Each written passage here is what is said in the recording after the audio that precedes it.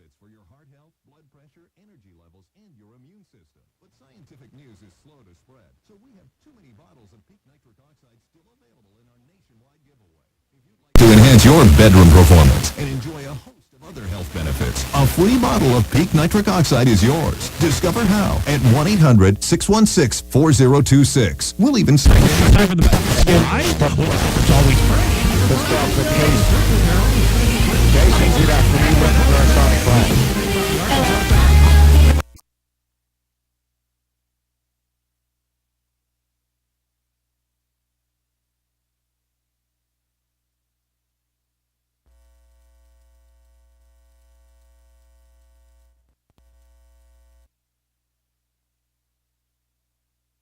What they're subject to is being screened as to whether they have a fever or not at the airport, which this guy, Dr. Craig Spencer, when he came in, he didn't have a fever. And then a couple of days later, he's got Ebola. So anyway, I'm Doc Washburn. Check me out on Twitter and Facebook. God willing, we'll see you at 2 o'clock right after Rush right here on Monday on KARN. This is the Huckabee Report for Friday. Bad news for teenagers. Thanks to technology, there really is a permanent record. That story next. Hey, Bob, how's business? Is the new website helping? Not good. I can't figure out how to get the website finished. How did you do it? Easy. I called web.com. They built my website for free. Wow, free?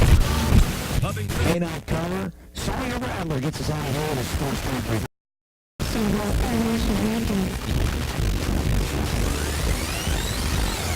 This is Sports Talk with Dave, Bernard, and Shirley. Go ahead. Oh, well, I want to call him up. Man, I like sports. I think he's a good quarterback. He's a good leader for the team. So I think he's locked up and play when he gets ready to do so. On what channel? On what channel? In other words, he's giving away the play when he's making a play. Is this on the SEC network? No, we're talking about Brandon Allen. What about him? He's telegraphing the plays. Yeah. That's the word I was trying to have. Thanks, Clay. I was really disappointed in him. Thank you, Clay.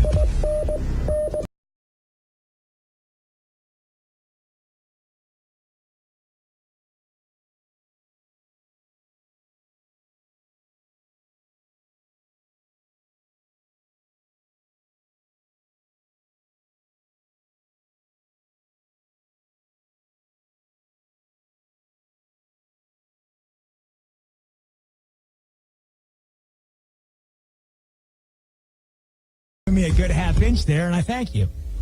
Can I just say what I want to say for a second? Because I know all my fans want to hear what Uncle Tiger Bait has to say with the devastating loss in War Memorial, the disaster, the disaster on Markham, or whatever you want to call it. Let's call it the cheese and a large sweet. Tiger Bait has a Happy Meal at McDonald's based on the call that we heard him ordering in the background. Is that what you guys said you heard? Yeah, I heard cheese and sweet tea in the background. He either works there or he was going and ordering food. Oh, no, wait a minute. There's got to be a corn dog joke in there. Is Les on the hot seat? We're preparing that if a happenstance would occur. It's a happenstance occurred in Baton Rouge. Oh, I'm telling you right now, I'm a diehard LSU fan, but I'm going to tell you right now, y'all got something cooking up here. The naysayers, they don't know what they're talking about. Y'all got it going on. Have you met Tiger Bait? You guys should maybe have lunch. Oh, Tiger Bait's a dumbass. Pardon me. That guy's, he's trouble.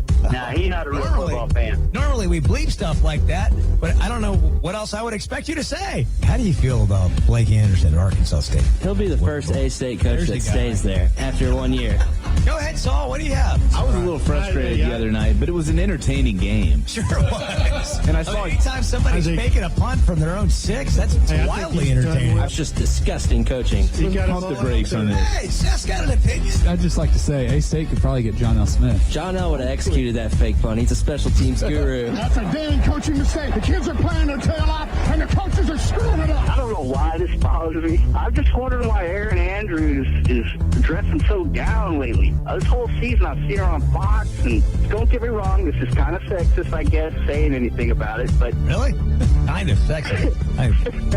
Yeah, but we want to hear it. But hold on a second. We've got Aaron Andrews on line 3. Calm down. There she is. Calm down. By the way, that might be Wendy Nix you're talking about, just looking different.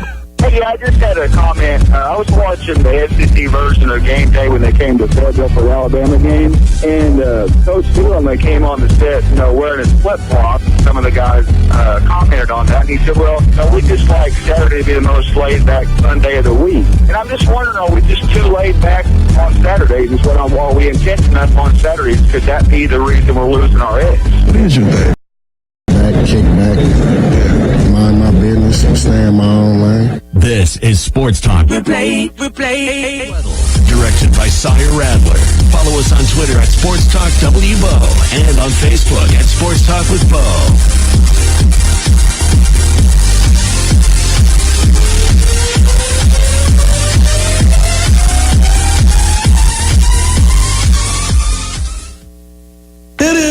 KKSP, Bryant Little Rock, Sports 93.3, The Source.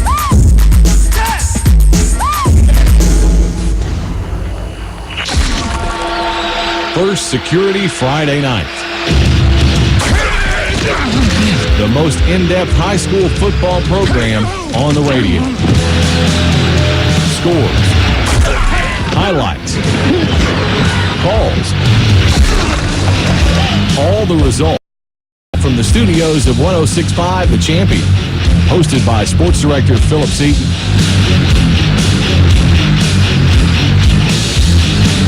This is First Security Friday night.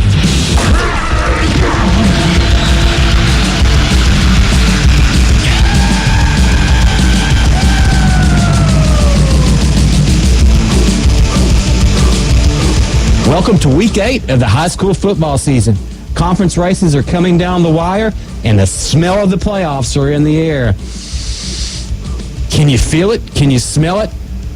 Well, tonight in pregame, we'll have Fox 16 Sports Director Wes Moore, top performers from Week 7, this week's FearlessFriday.com overall rankings, a case of the zeros, and a look at the conference races.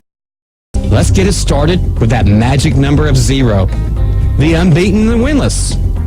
First, the 10 teams that remain unbeaten through 7 weeks of the high school football season, not counting ties. In 7A, Conway remains the only unblemished team this season.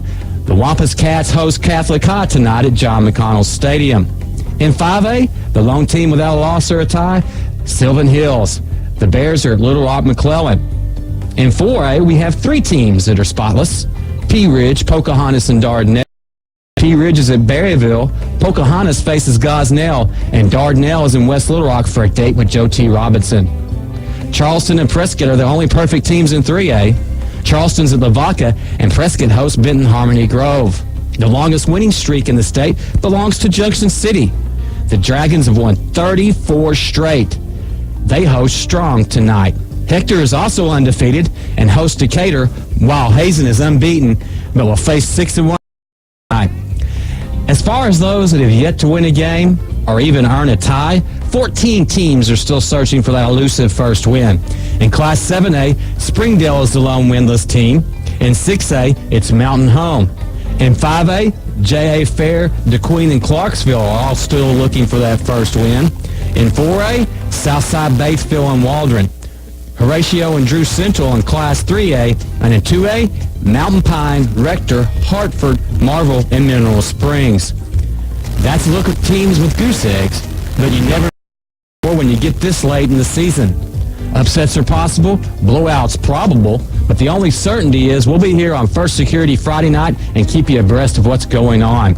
Joining me now on the First Security Friday night hotline is Wes Moore, a sports director of Fox 16 and host of Game On every weekday on 93.3 FM. And Wes, thank you for joining us. It's hard to believe it's Week 8 already. I know, man. It's like we do all these high school football previews, the preview shows, the rankings, all this preseason talk to get us there. Do all these previews of the teams, and it's like we're counting down the days until the high school football season starts. And now you look up, and there's 3 more weeks of the regular season. It's almost over, and it's kind of sad when you look at the schedule. You think, gosh, we could be done with the regular season here in no time. But it's been a ton of fun, and it'll be another great night. We're gearing up for a big night on Fox 16. Some changes for Fox 16 tonight with our Fearless Friday and all of our high school football coverage because of the World Series. We have the World Series on Fox, and you know how those games, they go on forever sometimes, and sometimes it's a quick start, quick ending, but we'll have an hour newscast after the World Series is over. Then Fearless Friday, the statewide edition show, will come on. So let's say the World Series ends at 10:15.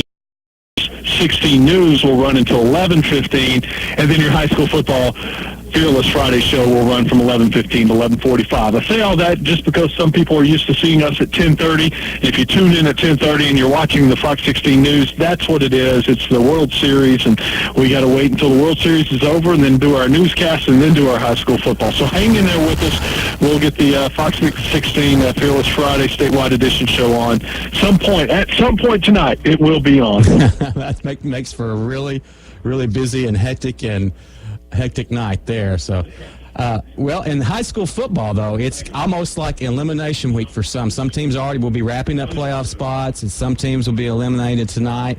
And all you have to do is go look to the 6A South. I don't think anybody really gets eliminated out of the top 5 because those are shaping up there, but there's some great matchups in the 6A South tonight.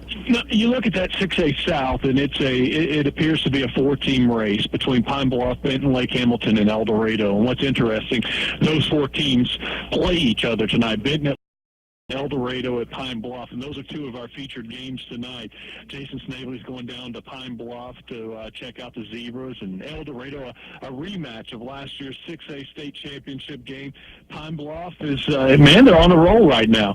It was a tough non-conference season, losing to Northside, to North Little Rock, 2 of the best teams in 7A, but since then, they've been rolling. 2 straight shutouts over Lake Hamilton and Little Rock Hall, 83-0. Last 2 weeks for Pine Bluff, but tonight a tougher test with El Dorado. And honestly, I thought this was going to be a matchup of 2 4-0 teams, but El Dorado upset last weekend at home against Lake Hamilton. And Lake Hamilton, building off that momentum, they're hosting Benton. And, Benton, I don't know what we know about Benton so far, except for they tied a really good Bryant team in 7A in the first week. It was a good win against Greenbrier in non-conference, but so far in conference play, Benton has played the other teams, let's call them in the 6A South, Sheridan and Texarkana. This week, the following week, and the last week, Benton plays all the top teams in the conference, Lake Hamilton, El Dorado, Pine Bluff. So Benton, we find out a lot about, are the Panthers legit? Is that defense as good as advertised? We'll find out about Benton and that 6A South tonight. Yeah, that's the test for Benton starts now. I mean, basically, their playoffs start now. They're going to be in the playoffs, so their playoffs start now. You look in 5A. Of course, last week the big game, Batesville over Wynn. But, you have Hot Springs tonight, sitting at 4-0 overall in the conference, 4-3 overall, 4-0 in the 5A South. They get Whitehall. Whitehall's 2-2, but Whitehall's a good football team. Yep, Whitehall last week I predicted Whitehall to beat Watson Chapel, and here's a Watson Chapel team that got off to an 0-4 start with a new head coach. Sudden they put it together, beating DeQueen, beating Hope, beating Whitehall last week, and now Watson Chapel's believing. Whitehall has been one of those that win a game, lose a game, win a game, lose a game. That's what they've done in conference play so far. Tonight, Whitehall hosts Hot Springs, and we'll have highlights of that game for you tonight on Fox 16 on the statewide show. But that 5A South, kind of like the 6A South, still up for grabs. Hot Springs in the driver's seat at 4-0, but keep an eye on Watson Chapel playing much better football, and you can never count out Camden Fairview. Oh, no, you can't. And speaking of conferences that are a lot left to be decided, it looks like Maumelle is starting to pull away with the 5A West. Of course, Harrison sits at 3-1, but you've got the logjam, Valonia, Little Rock Christian, Morrilton, Greenbrier, all at 2-2, all battling for those seemingly last 2 playoff spots. In Maumelle, knocked off Harrison, so essentially they have a 2-game lead with 3 weeks to play. This week, Maumelle goes to Morrilton, and I just talked with I'll call her an insider. She was telling me how much Morrilton and Maumelle don't like each other. Apparently they played a lot this summer, did 7-on-7, maybe some of these camps this summer, and they developed quite a bit of a distaste for each other.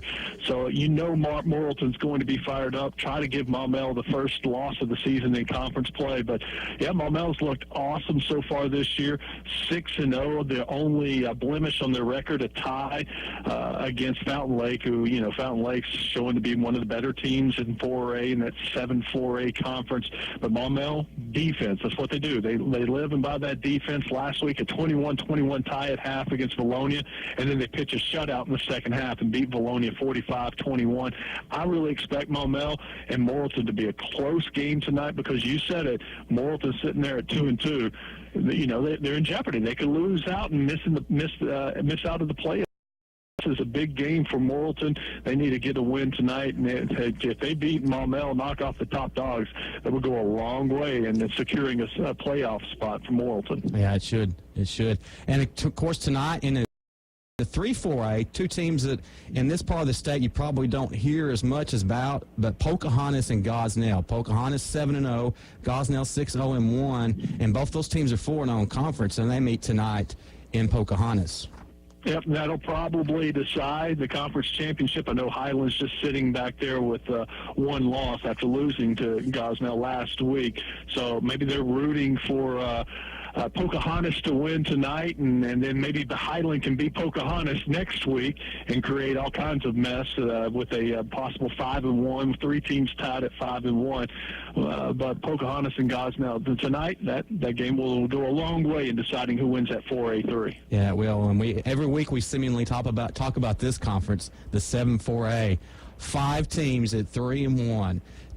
You can't script a better last 3 weeks for any conference race than this one. Nope, and we will have one of those games for you tonight. Jay Burr is going down to Malvern to check out Fountain Lake and Malvern. Fountain Lake, maybe one of it was their coming out party when they beat Nashville 32-29, turned around and lost in double overtime to Arkadelphia, bounced back last week, beating Boxside. Fountain Lake, next 2 weeks, they'll get tested with Malvern and Mena. So this is a big game for Fountain Lake to go on the road to Malvern. But you look at what Malvern's done now. Quietly, they lost that game to Mena on the road earlier this season, but they bounced back with wins at Ashdown and Waldron. But now, this is when Malvern will be tested. Fountain Lake, at Nashville, Arkadelphia, the last 3 weeks. Malvern, a tough way to finish up the conference season. Yeah, that is. And, of course, in the 8-4A, we're still looking at Warren and Pine Bluff Dollarway, 2 teams that are 4-0. They're shaping up to meet in the last week of the season. But Pine Bluff Dollarway has maybe a trip-up game maybe tonight with Star City?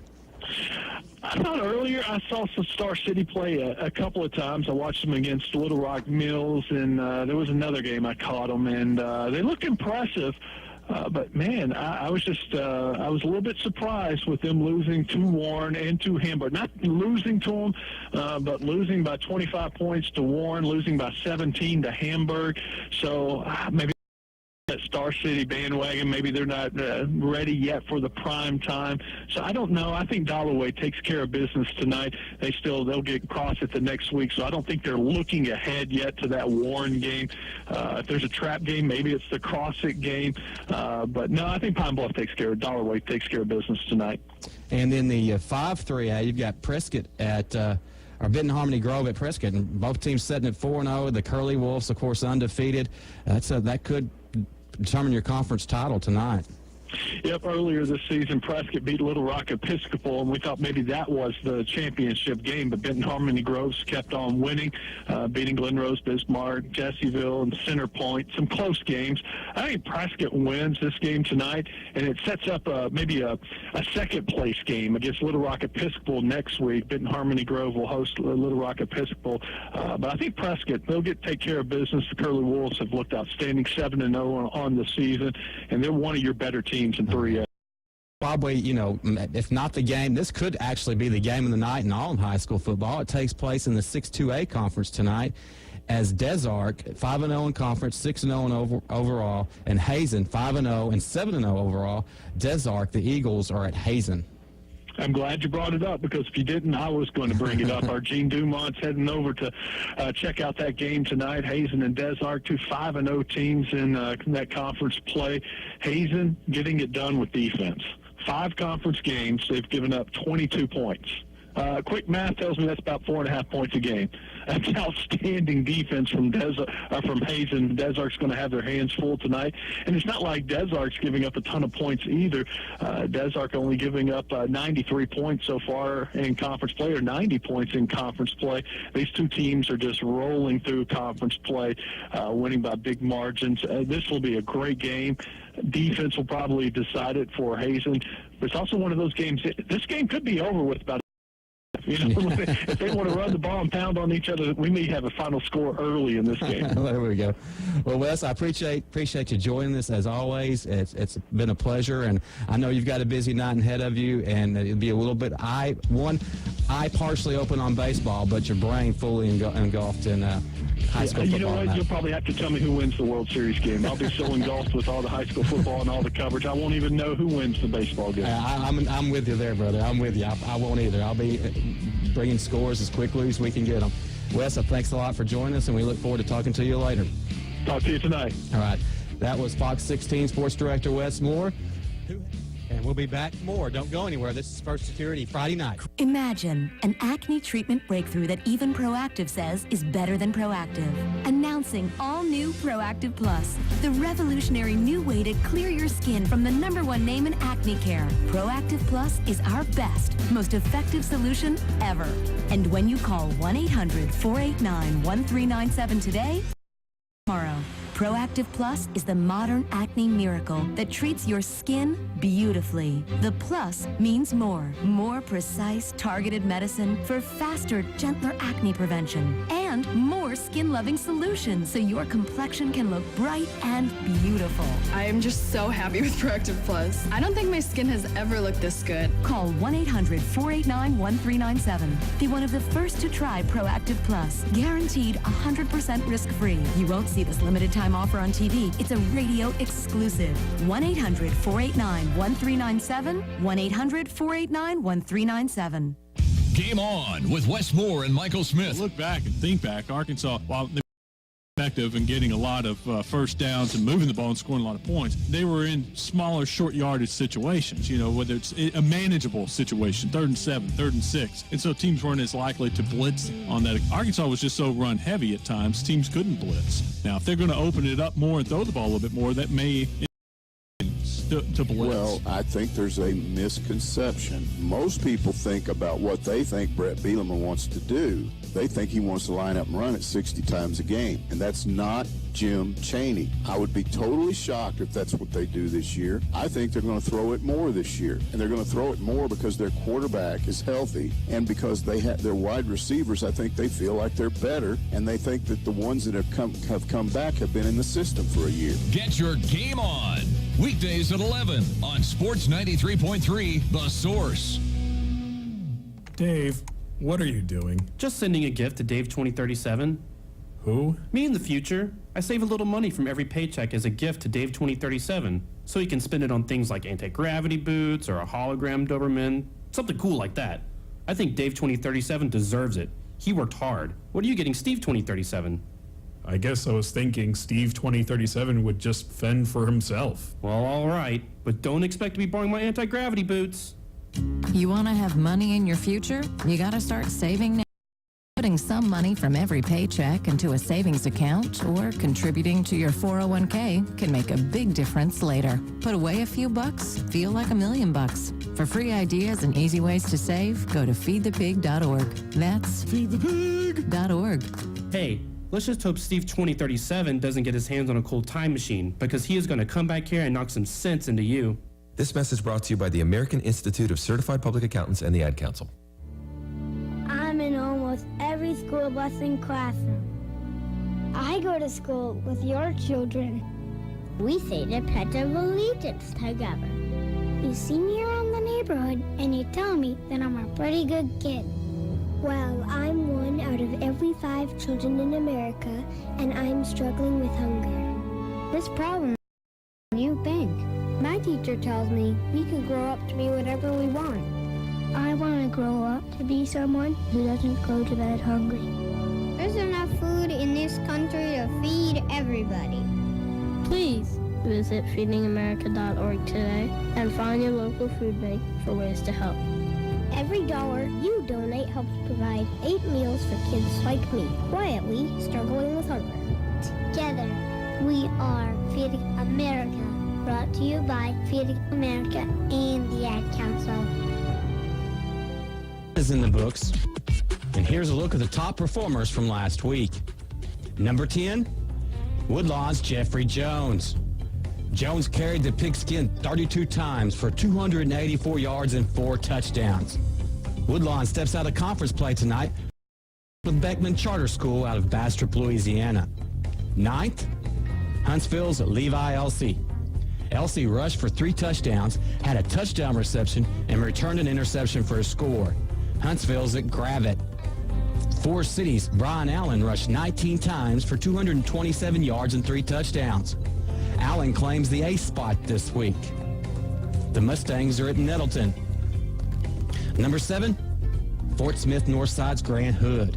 Hood had 323 all-purpose yards, including 3 touchdowns on the ground and 3 touchdowns through the air. The Grizzlies host Springdale in 7A West action tonight. Rising's Bryson Marks had 17 carries for 249 yards and 4 touchdowns. Marks comes into 6th spot. Marks and his teammates host Bearden in a key 8-2 tonight. Number 5, Newport's DeAndre Elston. Elston rushed 14 times for 252 yards and 4 touchdowns last week. Newport hosts Riverview in Jackson County. Benton's Cason Mertens continues to impress. Mertens comes in the 4th spot after completing 12 of 14 pass attempts for 289 yards and 5 scores. Number 3, the homecoming hero, Benton Harmony Grove's John Johnson. He scored on a 99-yard touchdown run with 30 seconds left to push the Cardinals past center point 26-21 last week in a homecoming contest nonetheless. Johnson had 19 carries for 233 yards. Benton Harmony Grove visits undefeated Prescott tonight. Ty Story. We should just reserve a spot here in the top 10 each week for the Charleston Tiger. This week he comes in at number 2. All Story did last week was pass for 362 yards and 5 touchdowns on 32 of 51 passing. Oh yeah, he rushed 19 times for 141 yards and 2 more scores. That's 503 all for the future Razorback. Tomorrow, Story will begin his official visit to the University of Arkansas. Tonight, he will lead the Tigers on the field for a date with Avaca. And the Week 7 top performance? Drum roll, please. Harrison's Brock Humphrey. All Humphrey did was pass for, count them now, 1, 2, 3, 4, 5, 6, 7, 8. You guessed it, 8 touchdowns. Wow. That's scary numbers for the Golden Goblin. Humphrey was an efficient 15 of 22 passing for 418 yards. Harrison has a 5A West battle with Greenbrier in Boone County. Now, let's take a look at the FearlessFriday.com overall top 20 rankings headed into Week 8. Number 20, Win. The Yellow Jackets dropped 7 spots after falling to Batesville last week. University of Cincinnati commitment Ross Trail passed for 287 yards and 2 touchdowns. Win is at Paragould. Lake Hamilton re-enters the poll at number 19. The Wolves host Benton tonight in a game with serious ramifications on the 6A South race. Number 18, Jonesboro. The Hurricane are back in the poll, and Carson Coach was 16 of 17 passing for 242 yards and 4 touchdowns last week. Searcy's in Craighead County tonight in a game that should determine the top seed from the 6A East in the playoffs. Pine Bluff Darway comes in at number 17. The Cardinals are at Star City for an 8-4A contest. Number 16, Benton. The Panthers enter the poll with their only blemish being a Week 1 tie with Bryant. Drew Dyer had 4 receptions for 103 yards and 2 touchdowns last week. Benton is at number 19, Lake Hamilton. Warren is up 2 spots to 15th. The Lumberjacks are at Monticello for a date with the Billies. Number 14, Batesville. The Pioneers got a really big win last week at Wynn. Kenton Crawford passed for 4 touchdowns in that game. Batesville hosts the Chickasaws from Blytheville in Independence County. Greenwood is down 5 spots to 13th. Jordan Green rushed 30 times for 161 yards last week. The Bulldogs are at Siloam Springs. Number 12, Dardanelle. The Sand Lizards are the top-ranked team in Class 4A. Dardanelle is at Joe T. Robinson. The top-ranked team in Class 3A comes in at number 11, the Charleston Tigers. Taylor King had 17 receptions for 140 yards and 3 scores. Tonight, Charleston gets the Golden Arrows in Lavaca. Fort Smith Southside gets that 10th spot. Derek Fernandez rushed for 3 touchdowns in Week 7. The Rebels are at Springdale Harbor. Number 9, all the top-ranked team in Class 2A does is just win, baby. It's not the Oakland Raiders, it's the Junction City Dragons. Junction City carries a 34-game winning streak. Randall Hollifield had 6 passing touchdowns last week. Junction City hosts strong. The head of the 6A poll comes in at 8th, the Pine Bluff Zebras. David Beasley had a 65-yard punt return for a touchdown. Tonight, Pine Bluff hosts El Dorado. Number 7, Pulaski Academy. Tops in the 5A, the Bruins' only loss has come from an out-of-state school as Will Heffley passed for 5 touchdowns in Week 7. Pulaski Mills is at PA. Bryant is up 3 spots to 6. The only blemish on the Hornets' resume is a Week 1 tie with number 16 Benton. Ben Brewick returned an interception, 89 yards for a score last week. Bryant is in Western Arkansas for a conference clash with Van Buren. Number 5, Fort Smith Northside. Tonight, the Grizzlies host winless Springdale. Conway is 4th. The Wampus Cats continue to win this season and stand at 7-0 on the year. Kevin Chamorro added 3 more rushing touchdowns to his season total last week. Number 3, Bentonville. The Tigers got off to a slow start this season, but have turned things around. The Tigers are now in the thick of the 7A West race. Dylan Smith rushed for 2 scores last week. Tonight, Bentonville hosts Rogers. Fayetteville comes in at number 2. University of Arkansas commitment C.J. O'Grady had 2 touchdown receptions last week. Fayetteville is at Rogers Heritage. And the top team, yet again, North Little Rock. The Charging Wildcats were explosive in Week 7 as Heath Land passed for 5 touchdowns. North Little Rock will host Marion in Pulaski County. That's a look at your Fearless Friday top 20 overall rankings. Now let's take a look at what's going on in the conference races. Let's start with the 7A West, where there's a log jam at the top. Fort Smith Northside, Fort Smith Southside, Bentonville, and Fayetteville all at 3-1. Rogers Heritage and Springdale Harbor at 2-2. 6 teams make the playoffs. That appears to be your 6 teams. Tonight, Rogers is at Bentonville, Fayetteville's at Rogers Heritage, Springdale's at Fort Smith Northside, and Fort Smith Southside's at Springdale Harbor. In the 7A, 6A Central, it's one of these funky classifications with the 7A and 6A. The top 4, there's 4 7As, 4 6As. The top 3 7As make it to the playoffs. The top 3 6As make it to the playoffs.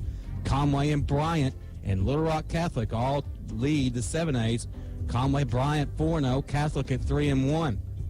Greenwood and Siloam Springs meet tonight in a game that will determine your number 1 seed in the 6A Central.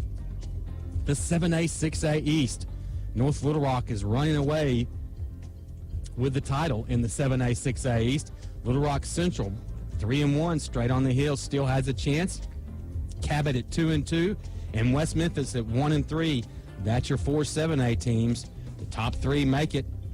West Memphis appears to be on the outside looking in. In the 6A, Jonesboro sits at 3-1, Searcy's at 2-2, Marion's at 1-3, and Mountain Home 0-4. Searcy and Jonesboro meet tonight in what could determine the 6A East top seed in the playoffs. Mountain Home appears to have been eliminated. In the 6A South, It's the top 6 teams will make the playoff. Tonight will determine a lot as Benton, Pine Bluff both sit at 4-0 in the conference. El Dorado, Lake Hamilton both at 3-1. El Dorado's at Pine Bluff and Benton's at Lake Hamilton. If any of those teams slip up, Little Rock Parkview at 2-2 still has a chance to slide in there. You have Texarkana, Sheridan, and Little Rock Hall battling all for that last playoff spot out of the 6A South. In the 5A Central, it's going to come down to the week 10 when Sylvan Hills and Pulaski Academy do battle. But until then, we've got the other teams battling to stay in playoff contention. Little Rock, McClellan, and Beebe appear to have a leg up in the 5A Central with Jacksonville, Little Rock Mills, North Pulaski, all with work to do. Little Rock Fair appears to be eliminated. The Little Rock Fair is at Beebe tonight. North Pulaski's at Jacksonville. Loser will be eliminated there. Sylvan Hills at Little Rock McClellan, and Little Rock Pulaski Mills is at Pulaski Academy. The 5A East, Batesville went a long way last week in sewing up the crown. Tonight they get the Chickasaws. Wynn, Yelp, Forest City, and Nettleton all set at 3-1. Blytheville battling for its playoff lives tonight. Forest City's at Nettleton, Greene County Tech's at Valley View, and Wynn's at Paragould. We'll have more from the 5A. This is First Security Friday night. I'm your host, Philip Seaton. Don't go anywhere. We'll be right back.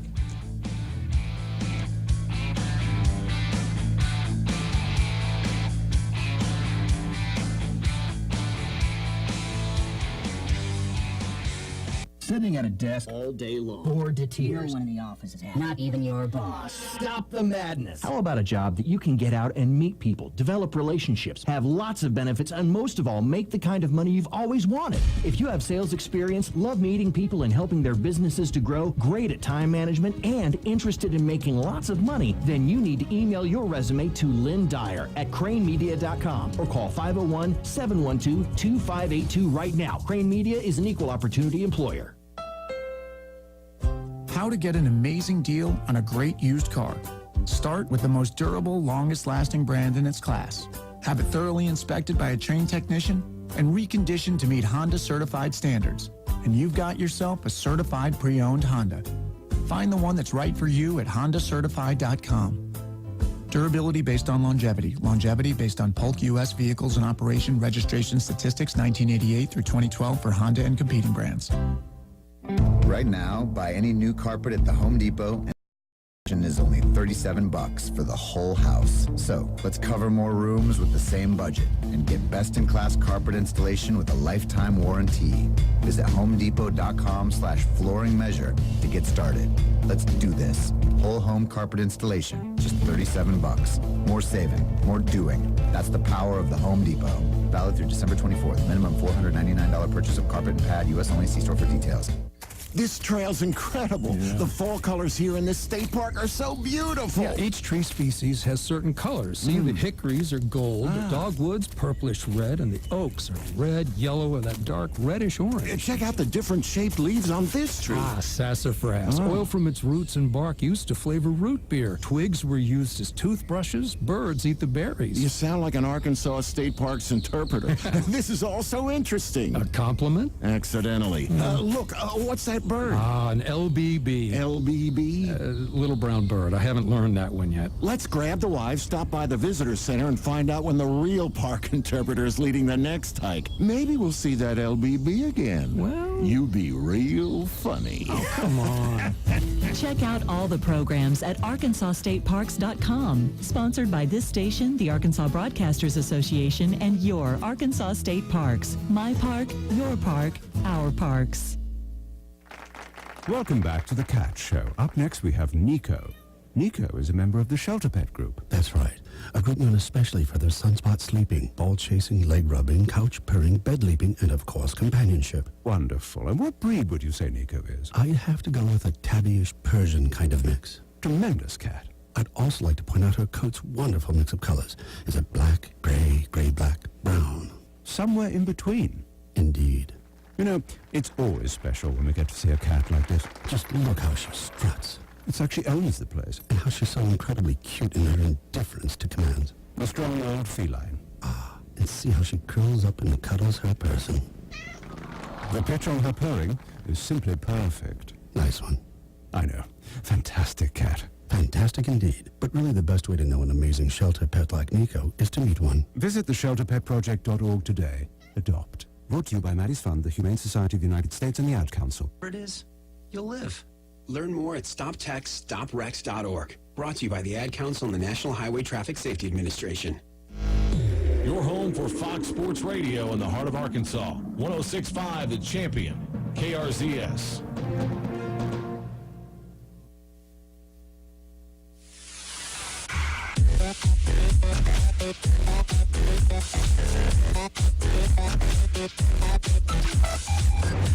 This is Philip Seaton. Welcome back to First Security Friday night. When we last left you, we were talking about Class 5A and all the big games that are taking place across the state tonight. Let's get started again in 5A where we last left you in the 5A South. The Hot Springs Trojans can maybe one of the surprise teams in the state after starting 0-3.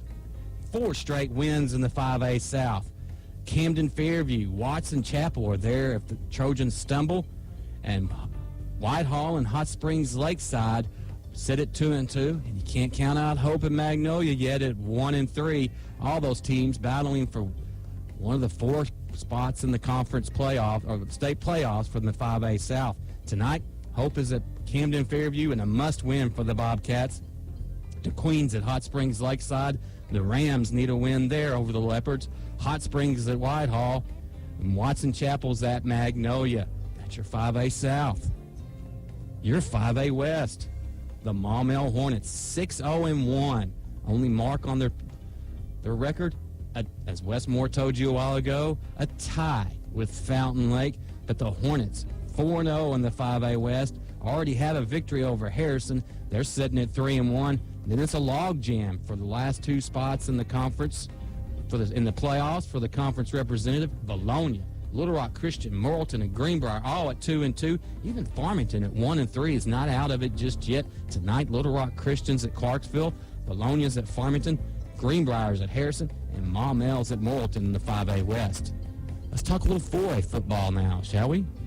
The 1-4A, Pea Ridge and Shiloh Christian heading for a Week 10 showdown. Both are 4-0 in the conference. The Blackhawks of Pea Ridge are 7-0 overall. Shiloh Christian 5-2. Prairie Grove, Gentry, Gravett all at 2-2. Lincoln and Huntsville at 1-3. Some of those teams are going to find their playoff picking slim after tonight. Berryville's at Pea Ridge, Prairie Grove's at Gentry, Huntsville's at Gravett, and Shiloh Christian's at Lincoln. And the 2-4A. What a race. That's all you can say about the 2-4A. Central Arkansas Christian, Stuttgart, Helena West Helena Central, Newport, all set at 3-1 in the conference. Breathing down their necks is Heber Springs at 2-2.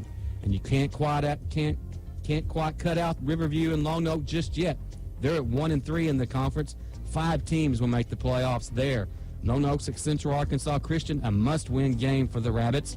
Heber Springs is at Southside Batesville. Helena West Helena Central is at Stuttgart. And Riverview, a must-win tonight for the Raiders when they travel to Jackson County for a date with the Greyhounds of Newport.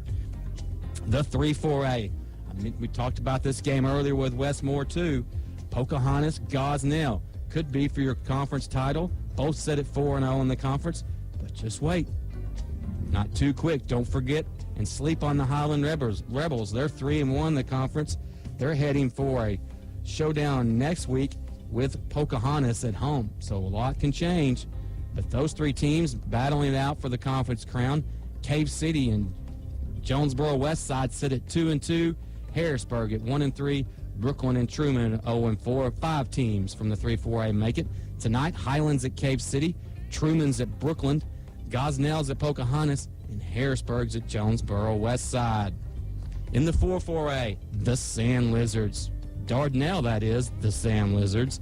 4-0 in the conference. Dover and Clinton sitting at 3-1 right behind them. Pulaski, Robinson, Joe T., the Senators 2-2, and the Pottsville Apaches at 2-2. Then you have Ozark and Arkansas Baptist at 1-3. Both of those teams need wins tonight. Arkansas Baptist is at Clinton. Dardanelle's at Pulaski, Robinson. Dover's at Ozark, and Subiaco Academy's at Pottsville. In the 7-4A, what a race. We think about races. This is probably the conference race of the season in all classifications. Mena, Fountain Lake, Nashville, Malvern, Arkadelphia, all set at 3-1. Something has to give, doesn't it? Top 5 teams making the playoffs, and here you have Bauxite sitting at 1-3 going, what do we have to do? Bauxite's lurching, but those 5 teams appear to have playoff berths. Now they're just battling for seeding and see who gets the conference crown tonight. Arkadelphia's at Ashdown, Waldron's at Bauxite, Fountain Lake's at Malvern in a big game for both the Cobras and Leopards, and Nashville's at Mena. 2 of those teams are going to have their conference championship hopes diminished tonight in the 7-4A. In the 8-4A, we're waiting for a Week 10 showdown between Warren and Pine Bluff Dollaway. Both are 4-0 in the conference. Hamburg, 3-1. Crossett, 3-1. Star City, 2-2. Those appear to be your 5 playoff teams right there. But Pine Bluff Dollaway's at Star City. Crossett's at Hamburg. DeWitt's at Dumas. And Warren's at Monticello. Let's talk 3A football, shall we? The 1-3A. West Fork is sitting at 4-0. Appears to be in the driver's seat, you would think. But Green Forest, Greenland, Elkins, Mountain View, all at 3-1 in the conference. All ready if the Tigers of West Fork slip up. Tonight, Cedarville is at Marshall, West Fork's at Elkins, Greenland's at Green Forest, and Mountain View's at Yellville Summit. In the 2-3A, a big win last week by Mayflower has them and Harding Academy all alone at 4-0 in the 2-3A. Those 2 teams will meet on Halloween night. Woo, scary stuff next week. Bald Knob is at 3-1. They have a Week 10 showdown with Harding Academy. Barton and Mariana Lee at 2-2. Both those teams appear to have the top 5 spots sewn up. But Perryville, 1-3, still has a chance. That's all you can ask for in this part of the season. Tonight, Bald Knob's at Barton. Atkins is at Mayflower. Harding Academy is at Rosebud. And Perryville is at Mariana Lee. In the 3-3A, Osceola, the Seminoles, set at 4-0. Then you have 3 teams at 3-1. Hoxie, Rivercrest, Melbourne, all at 3-1. And then you have Piggott, Manila, and Corning, all at 1-3. One of the top 5 teams from there make it. So those teams, Piggott, Manila, and Corning, appear to be battling for the last playoff spot. Tonight, Cedar Ridge is at Rivercrest, Hoxie's at Corning, Piggott's at Manila, and Osceola is at Melbourne. The Bearcats come up with a win there. They can factor in the conference crown. The 4-3A, we could just say it's Charleston-Boonville. We knew that going into the season, and those 2 teams will meet in Week 10. But tonight, or actually those 2 teams will also meet on Halloween and at Charleston. But tonight, they have a little bit of work to do to get there to avoid the upsets. Mansfield's at Boonville, Charleston's at Lavaca, Danville's at Lamar, and Paris is at Two Rivers. Lavaca, Lamar, Danville all at 2-2, hoping to get one of those precious playoff spots. Paris and Mansfield, 1-3, need to keep winning if they want to have any chance of making the playoffs. In the 5-3A, Prescott and Benton Harmony Grove meet tonight, both 4-0. Little Rock Episcopal waiting in the wings at 3-1, needing a Benton Harmony Grove win tonight. Bismarck is at 2-2. Jessieville, Centerpoint, and Glen Rose all at 1-3. They still have playoff aspirations. Tonight, Benton Harmony Grove is at Prescott, Glen Rose is at Centerpoint, Bismarck's at Episcopal Collegiate, and Jessieville's at Horatio. In the 6-3A, Smackover and McGee, both set at 4-0. Those 2 teams will meet on Halloween night. Boy, we've got some big matchups coming up for you next week. Both those teams 4-0. The Fordyce Redbugs 3-1. Camden Harmony Grove 2-2. Then the Lake Village Beavers, the Falk Panthers, and the Genoa Central Dragons all at 1-3. Hey, they still believe in the playoffs. So do we. Nothing's been settled yet. Tonight, Camden Harmony Grove's at Smackover. Fordyce is at Drew Central. Genoa Central's at Falcon, an elimination game. And McGee's at Lake Village. Let's talk 2A football, shall we? The 3-2A. Cross County, Earl, 4-0 in the conference. Then you have East Poinsett County at 3-1, Mark Tree at 2-2, Walnut Ridge, Salem, and Midland all at 1-3. Tonight, Earl's at East Poinsett County, Rector's at Cross County, Midland's at Walnut Ridge, and Mark Tree's at Salem. In the 4-2A, you got the Hector Wildcats, 6-0, 2 games ahead of everybody else. which is Mountainburg and Hackett at 4-2, Union Christian, Western Yale County at 3-2, and Decatur at 2-3. Nothing's been decided there yet, folks. Tonight, Decatur's at Hector, Union Christian's at Hartford, Johnson County Westside's at Magazine, Western Yale County's at Mountainburg, and Hackett's at Palestine Wheatley in non-conference action. The 5-2A, Conway Christian. How about those Eagles? 4-0 in the 5-2A. Magnet Cove and Poland, though, at 3-1. Bigelow, Cutter Morning Star, and England, all 2-2. Something's got to give. They're only taking 5 in the playoffs from the conference. Tonight, Bigelow's at Magnet Cove, Conway Christian's at Cutter Morning Star, Mountain Pines at England, and Poland's at Quitman. The 6-2A, Des Arc and Hazen. Those two teams will meet tonight to determine the 6-2A champion in all likelihood. Also, Augusta's at McCrory, a big rivalry game there. Carlisle's at Brinkley, another big rivalry game. Marvel's at Clarendon, and Hackett's at Palestine Wheatley in non-conference action. In 7-2A, Lafayette County, Mount Ida, Gurdon, all 4-0. Dirks at 2-2. Foreman and Murfreesboro at 1-3. Tonight, Dirks is at Mount Ida, Foreman's at Mineral Springs, Lafayette County's at Gurdon. One of those teams is going to go down tonight, and Spring Hill's at Murfreesboro. In the 8-6A and the 8-2A, Junction City, 5-0. Just playing out the string, apparently. Tonight, Bearden's at Rising, Hampton's at Hermitage, Strong's at Junction City. For those on the network, we're going to take you to either your game with the Pulaski Academy Bruins, the Heber Springs Panthers, Searcy Lions, and the Bologna Eagles, and the Catholic Rockets. We're going to take you to the stadium. For the rest of you, we're going to be right back. This is First Security Friday night. I'm your host, Philip Seaton. Have a great game, everybody. If you missed the morning rush, you missed this. Nebraska hasn't been relevant 15 years, but I think they're on the right path. And when I listen to your program and hear you knock my Cornhuskers, I turn the radio off. So until Arkansas wins one, I think you should leave the Cornhuskers alone. Okay. All right. Thanks. He didn't like your black shirt defense. Well, they stink. I mean, come on. Is this not the most overrated thing in college football? No, absolutely. Because here's what happens with Nebraska. Nebraska will have a game where, I don't know, they'll give up 17 points, and then the next week they'll play Michigan State and give up 40. And everybody, but before that game, they go, the black shirt defense is back at Nebraska. They never back it up anymore. Never. It's the Morning Rush with Tommy Kraft and Derek Ruskin. Weekday mornings at 6 on Sports 93.3 The Source and 93.3thesource.com. My name is Ruth Rusi. I'm a retired teacher. I'm 91 years old, and this is how I live United. I say retired, but not really. Once a week, I read books to children as part of United Way's education program. Reading to a child creates links between language and literacy.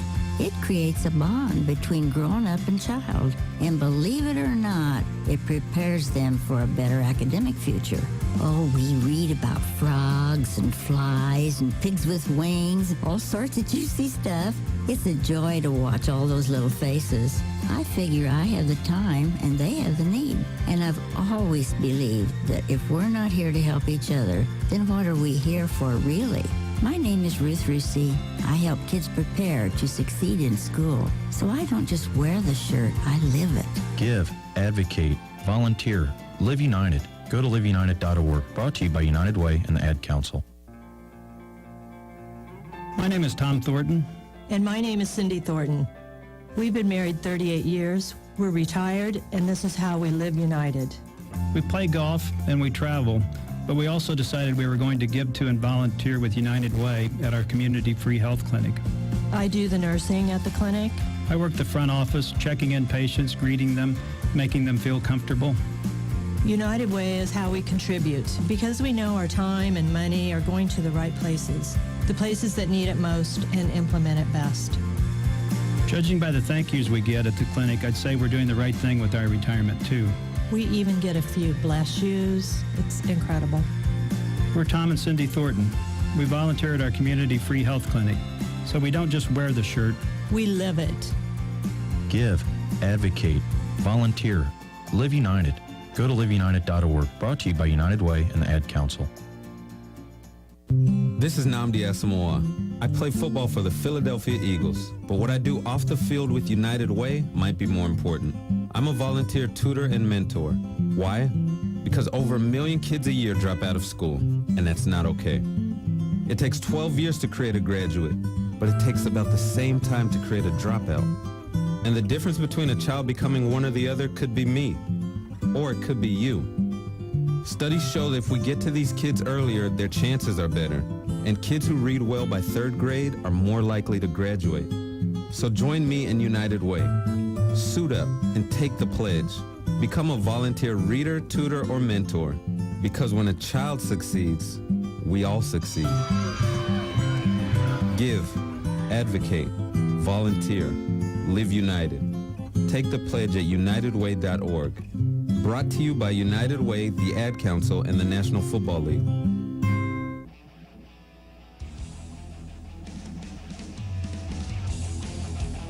Welcome back to First Security Friday Night. I'm your host, Philip Seat. Now that we got rid of those pesky network folks, you know what I'm talking about.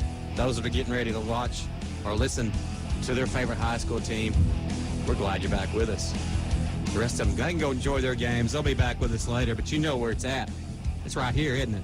It sure is. This is First Security Friday Night. I'm your host, Philip Seaton. What I'd like to do is we're going to whip around. We've got games tonight with Valonia, Little Rock Catholic, Pulaski Academy, Heber Springs, and Searcy. I'd like to bring you the coaches show that play. And right now we're going to listen to Heber Springs, their pregame show. David Farr.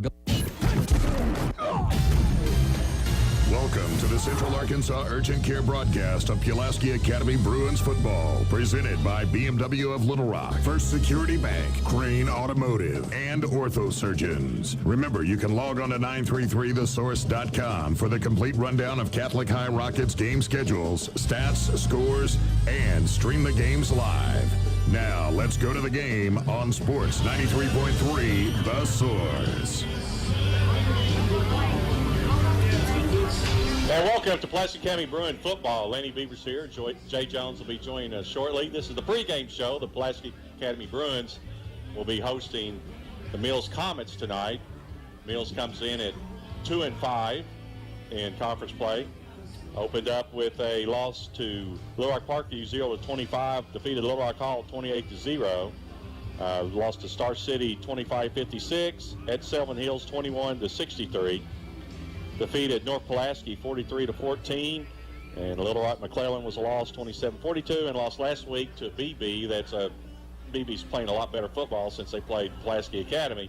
But the Mills Comets are struggling a little bit, coming in with a 2-5 record, where your Pulaski Academy Bruins will come in with a 6-1 record. Conference play, Pulaski Academy 4-0, 6-1 overall. Selwyn Hills is also 4-0, 7-0 overall. McClellan is 3-1, 4-3 overall. BB 2-2, 2-5, and Mills 1-3, 2-5. Should be an exciting football game. The Coleman breast awareness will be in full force tonight. Pulaski Academy will be wearing pink uniforms, the blue numerals, and for the Coleman breast awareness for the fans. A lot of fans dressed out in pink, and also the royal blue. But it should be an exciting football game. This is only the third home game for the Bruins here at Rector Field, Joe B. Hatcher Stadium. And Jay Jones, you couldn't say much when you watched the tape last week as the Bruins defeated Jacksonville last week 55-7. I don't know really anything that you would look at that and call a negative. No, Lanny, 55-7 at halftime, and that's what it ended up. Of course, we had the mercy rule, and it was one of those games where the Bruins came out, took charge immediately, and didn't turn the ball over, scored on every possession. Let us pray. We're going to take a short break, and as they give the invocation, and stay with us. You're listening to Pulaski Academy Bruins football, 93.3 The Source. Come together. We pray that you would watch over both teams, players and coaches, and help them to perform well and play free from injury. I'm Anthony Lucas for Orthosurgeons. Arkansas's premier orthopedic surgery group has a team of orthopedic surgeons, PAs, and certified athletic trainers that can be on your team too. They have satellite clinics in Russellville, Beebe, Cabot, and Jacksonville, as well as offices in Little Rock and North Little Rock. They also have 2 physical therapy locations in Central Arkansas where physical therapists with decades of experience can get you rehab. Get more information online at orthosurgeons.com and find out why Coach Frank Broyles chose Orthosurgeons for his hip replacement. This is Keith for BMW of Little Rock. I bought my first BMW from them in 1994, and I love that car. I put over 150,000 miles on it, then gave it to my daughter for her first car, and then we traded it for another BMW that she is still driving today. I've owned 3 BMWs since then, and BMW of Little Rock has been there every step of the way, from sales, service, even an awesome parts department. BMW makes the ultimate driving machine, but BMW of Little Rock makes it the ultimate affordable driving machine. BMW of Little Rock, 1500 Shackelford Road. School is back, and that means high school sports and the injuries that come along. Central Arkansas Urgent Care is ready. No more long lines and huge waits in the emergency room. At Central Arkansas Urgent Care, they can handle sports injuries like sprains and breaks. Plus, they do annual physicals, and they have back-to-school shots. Central Arkansas Urgent Care, they take most insurances. Feel better faster at Central Arkansas Urgent Care. They're on Cantrell Road next to Senior Tequila. Open 8 to 8 Monday through Friday and 10 to 6 on the weekends. Central Arkansas Urgent Care is the proud sponsor of Pulaski Academy Athletics. Now, back to the Central Arkansas Urgent Care broadcast of Pulaski Academy Bruins football on 93.3 The Source. Here's Jay Jones and...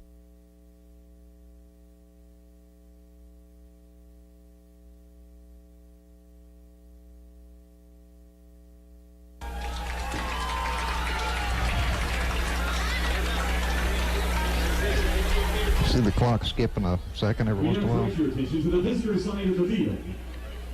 Yeah, As the it's every 2 Mills seconds. Band, under the direction of Mr. John Matthews, It's doing it. perform the Mills High School. And welcome back to Pulaski Academy Bruin pregame show. Lenny Beavers here, joined with Jay Jones. We're about ready to start tonight's broadcast. The homestanding Pulaski Academy Bruins will be taking on the LR Mills Comets.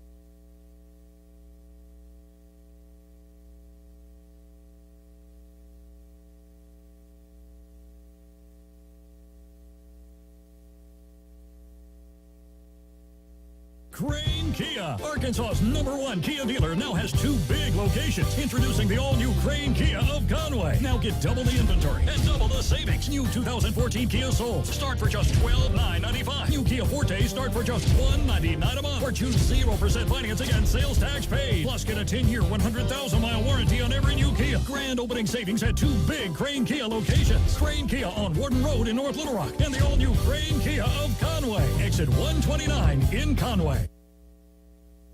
School is back, and that means high school sports and the injuries that come along. Central Arkansas Urgent Care is ready. No more long lines and huge waits in the emergency room. At Central Arkansas Urgent Care, they can handle sports injuries like sprains and breaks. Plus, they do annual physicals, and they have back-to-school shots. Central Arkansas Urgent Care, they take most insurances. Feel better faster at Central Arkansas Urgent Care. They're on Cantrell Road next to Senior Tequila. Open 8 to 8 Monday through Friday and 10 to 6 on the weekends. Central Arkansas Urgent Care is the proud sponsor of Pulaski Academy Athletics. This is Keith for BMW of Little Rock. I bought my first BMW from them in 1994, and I love that car. I put over 150,000 miles on it, then gave it to my daughter for her first car, and then we traded it for another BMW that she is still driving today. I've owned 3 BMWs since then, and BMW of Little Rock has been there every step of the way, from sales, service, even an awesome parts department. BMW makes the ultimate driving machine, but BMW of Little Rock makes it the ultimate affordable driving machine. BMW of Little Rock, 1500 Shackelford Road.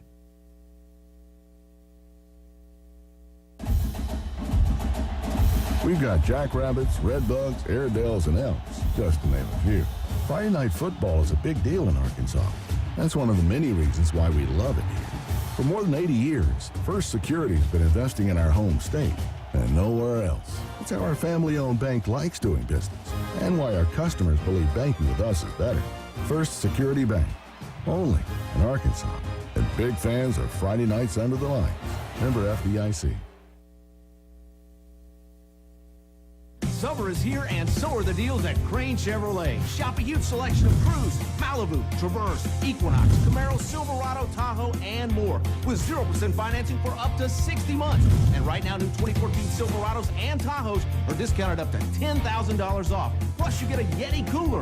New Malibu start at just $259 a month. And every vehicle is backed by the Crane Commitment. Get more for your trade and 0% financing at the Big Lot. Crane Chevrolet, exit 130 off I-30 in Little Rock. Your source for sports in the capital city. KKSP, Bryant Little Rock, Sports 93.3, The Source. To the main event. Loud and clear, all right? Dale. Which way would you like to defend? Okay, turn your backs to the clock. You guys turn your backs up here with me. Little Rock Mills won the toss. They will receive. Pulaski Academy will defend the scoreboard.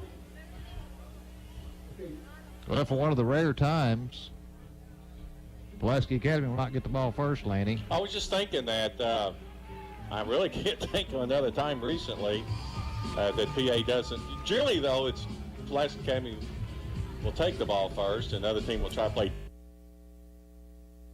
defense, but that's probably a smart move by Mills. Try to get something going here. It hasn't worked well for the opponent. Defense. As Lanny alluded to tonight, the uniforms for Little Rock Mills, the road team, they're dressed in their white jerseys with the gold pants and the green helmets, green numerals. And Pulaski Academy, they do it once every year in the month of October, dressed in their pink jerseys with pink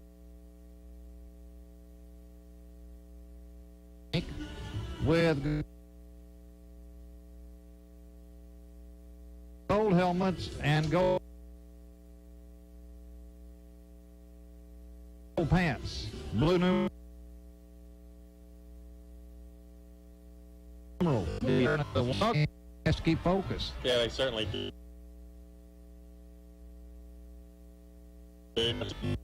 At a time. You got to play ball. Yeah. You got to play. Every team comes out to play their best. Pulaski Academy #1 in 5A. They got the target on their back, and everybody's going to be shooting for them. And the Bruins have shown that they've been able to handle success, especially with Coach Kevin Kelly for several years. Jay, I believe this is our 10th year for doing Pulaski Academy football. And Kevin Kelly is by far one of the best high school coaches, if not the best high school coaches in all the state. Well, the coaches don't want to talk about it. Coach Kelly doesn't want to talk about it, of course. His coaching staff, they don't want to talk about it. But everybody's pointing toward that final game of the regular season here at home against Sylvan Hills. Yeah, we can talk about it. We can talk about it. They can't talk about it. We're not dressed out. We can talk about it. But we're going to talk first about this Little Rock Mills team as they're going to receive this kickoff as the Bruins come out on the field. But Jay, you're right. That is going to be a packed house in a couple of weeks. Yeah, no doubt about that play.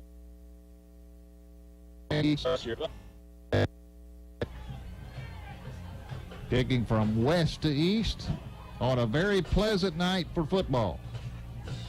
Not a lot of wind. That flag is hanging straight down in the west end zone. Hastings is the kicker, and he lays the football flat on the turf at the 40-yard line. Well, if there's any doubt, you know for sure it's an onside kick now. I mean, they don't even hide it, Pulaski Academy. Bruins need a good start again tonight, Lanny. Yeah, they'd be good to get this onside kick. Waiting on the whistle. There it is. Play ball. And here comes the onside kick. It's a spinner at the 50, and the Bruins just had a chance at it. I think they got it. At the 42-yard line. Bruins got it. One Bruin got his hands on it.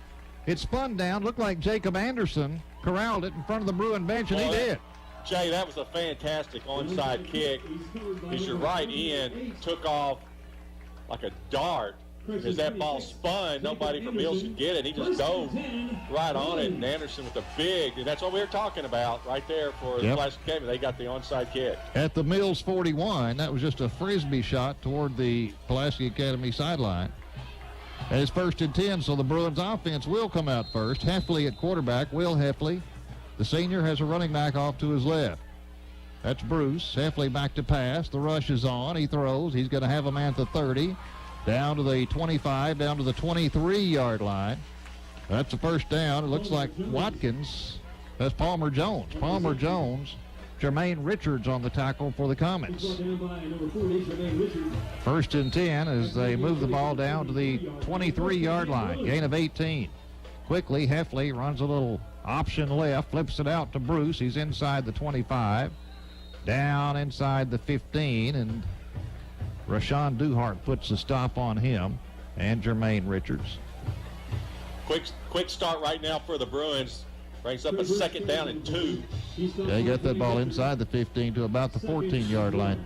Alone in the backfield is Heffley. Man goes in motion. He's going to get the carry. That's Bruce.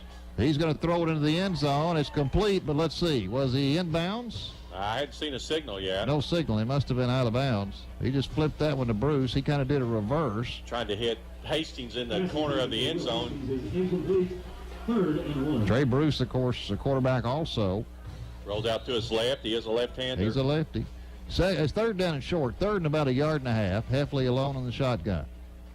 Back to pass again. The rush is on. He tries to avoid a man, but can't. He's going to be pulled down at the 20-yard line, and now all of a sudden it's going to be 4th down and about 7.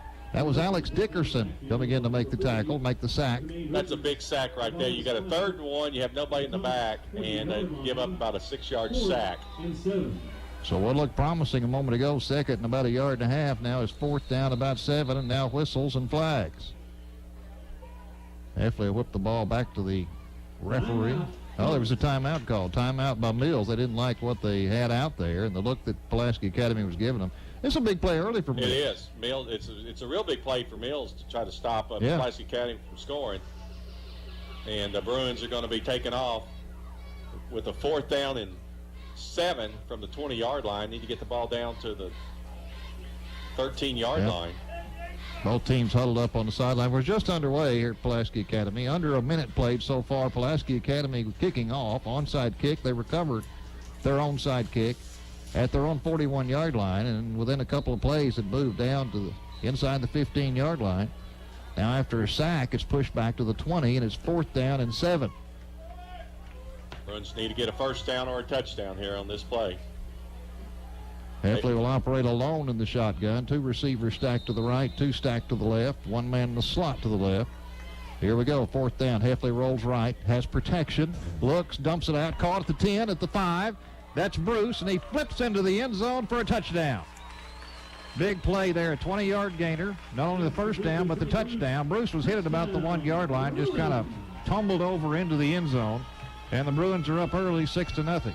And that's exactly what you did not want to do if you're a Little Rock Mill Comet, give up the onside kick in the ensuing touchdown drive, and that's what PA did. Hastings on for the extra point. Lane Hatcher to hold. Boy, I tell you, Heffley was all alone when he rolled out there, too. Well, there's the offsides right there. Comets jumped. The Bruins drew them off sides. We'll see if they go for 2 here early. Call it every game, seems like. Every game.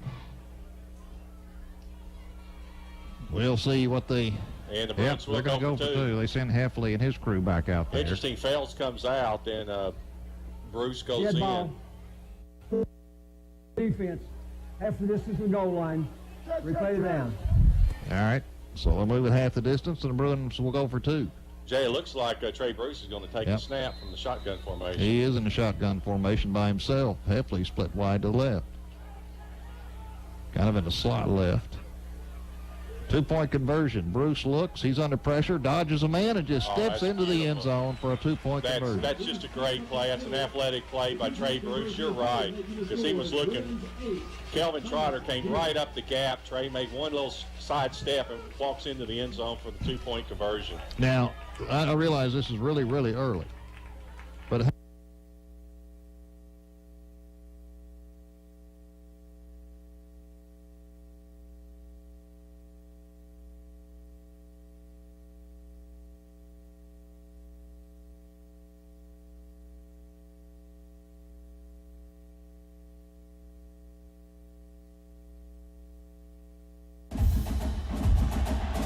We've got jackrabbits, redbugs, airedales, and elks, just to name a few.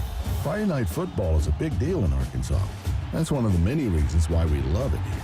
For more than 80 years, First Security's been investing in our home state and nowhere else. It's how our family-owned bank likes doing business and why our customers believe banking with us is better.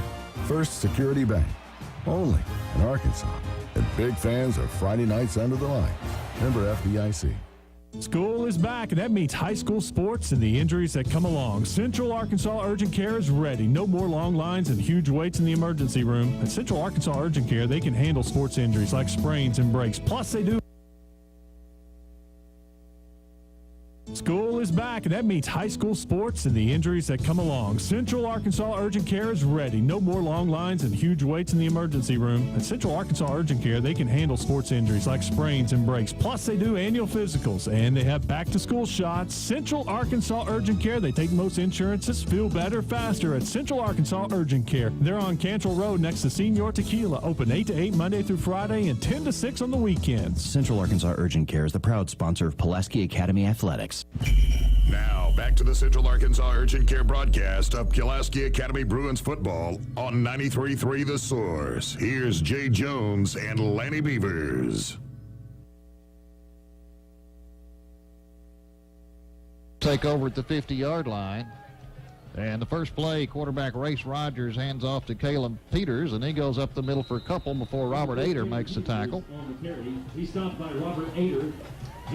Running back Peters is a senior. Their quarterback is a senior, Race Rogers. Well, that's one thing we talk about every game. Mills needs to try to answer that score to not let PA jump out on top of them early. They got good field position inside the Bruin territory at the 48-yard line. Gain of 2. It'll be second down and 8. Rogers is going to hand it off, misdirection. He's got some room at the 45, the 40, down inside the 40, inside the 35, and finally down to the 31-yard line. The big running back that time, Brandon Bunning, tackled by Justin Charette, but there was a hole there on that little misdirection play. That's a big back. You're not kidding. I was trying to check it in between. Yeah, he's huge. He's a sophomore. Don't have the size of him, but man, he's got to be about 210, 220. Plays kind of in a slot back position off to the right. That was just an old-fashioned trap play. Yeah, that's what it was. First and 10, Rogers hands it off to his running back, and he's got a hole. Inside the 20, down to the 15-yard line goes Kalen Peters. And right now the Comets are moving the football. Jacob Phillips made the tackle.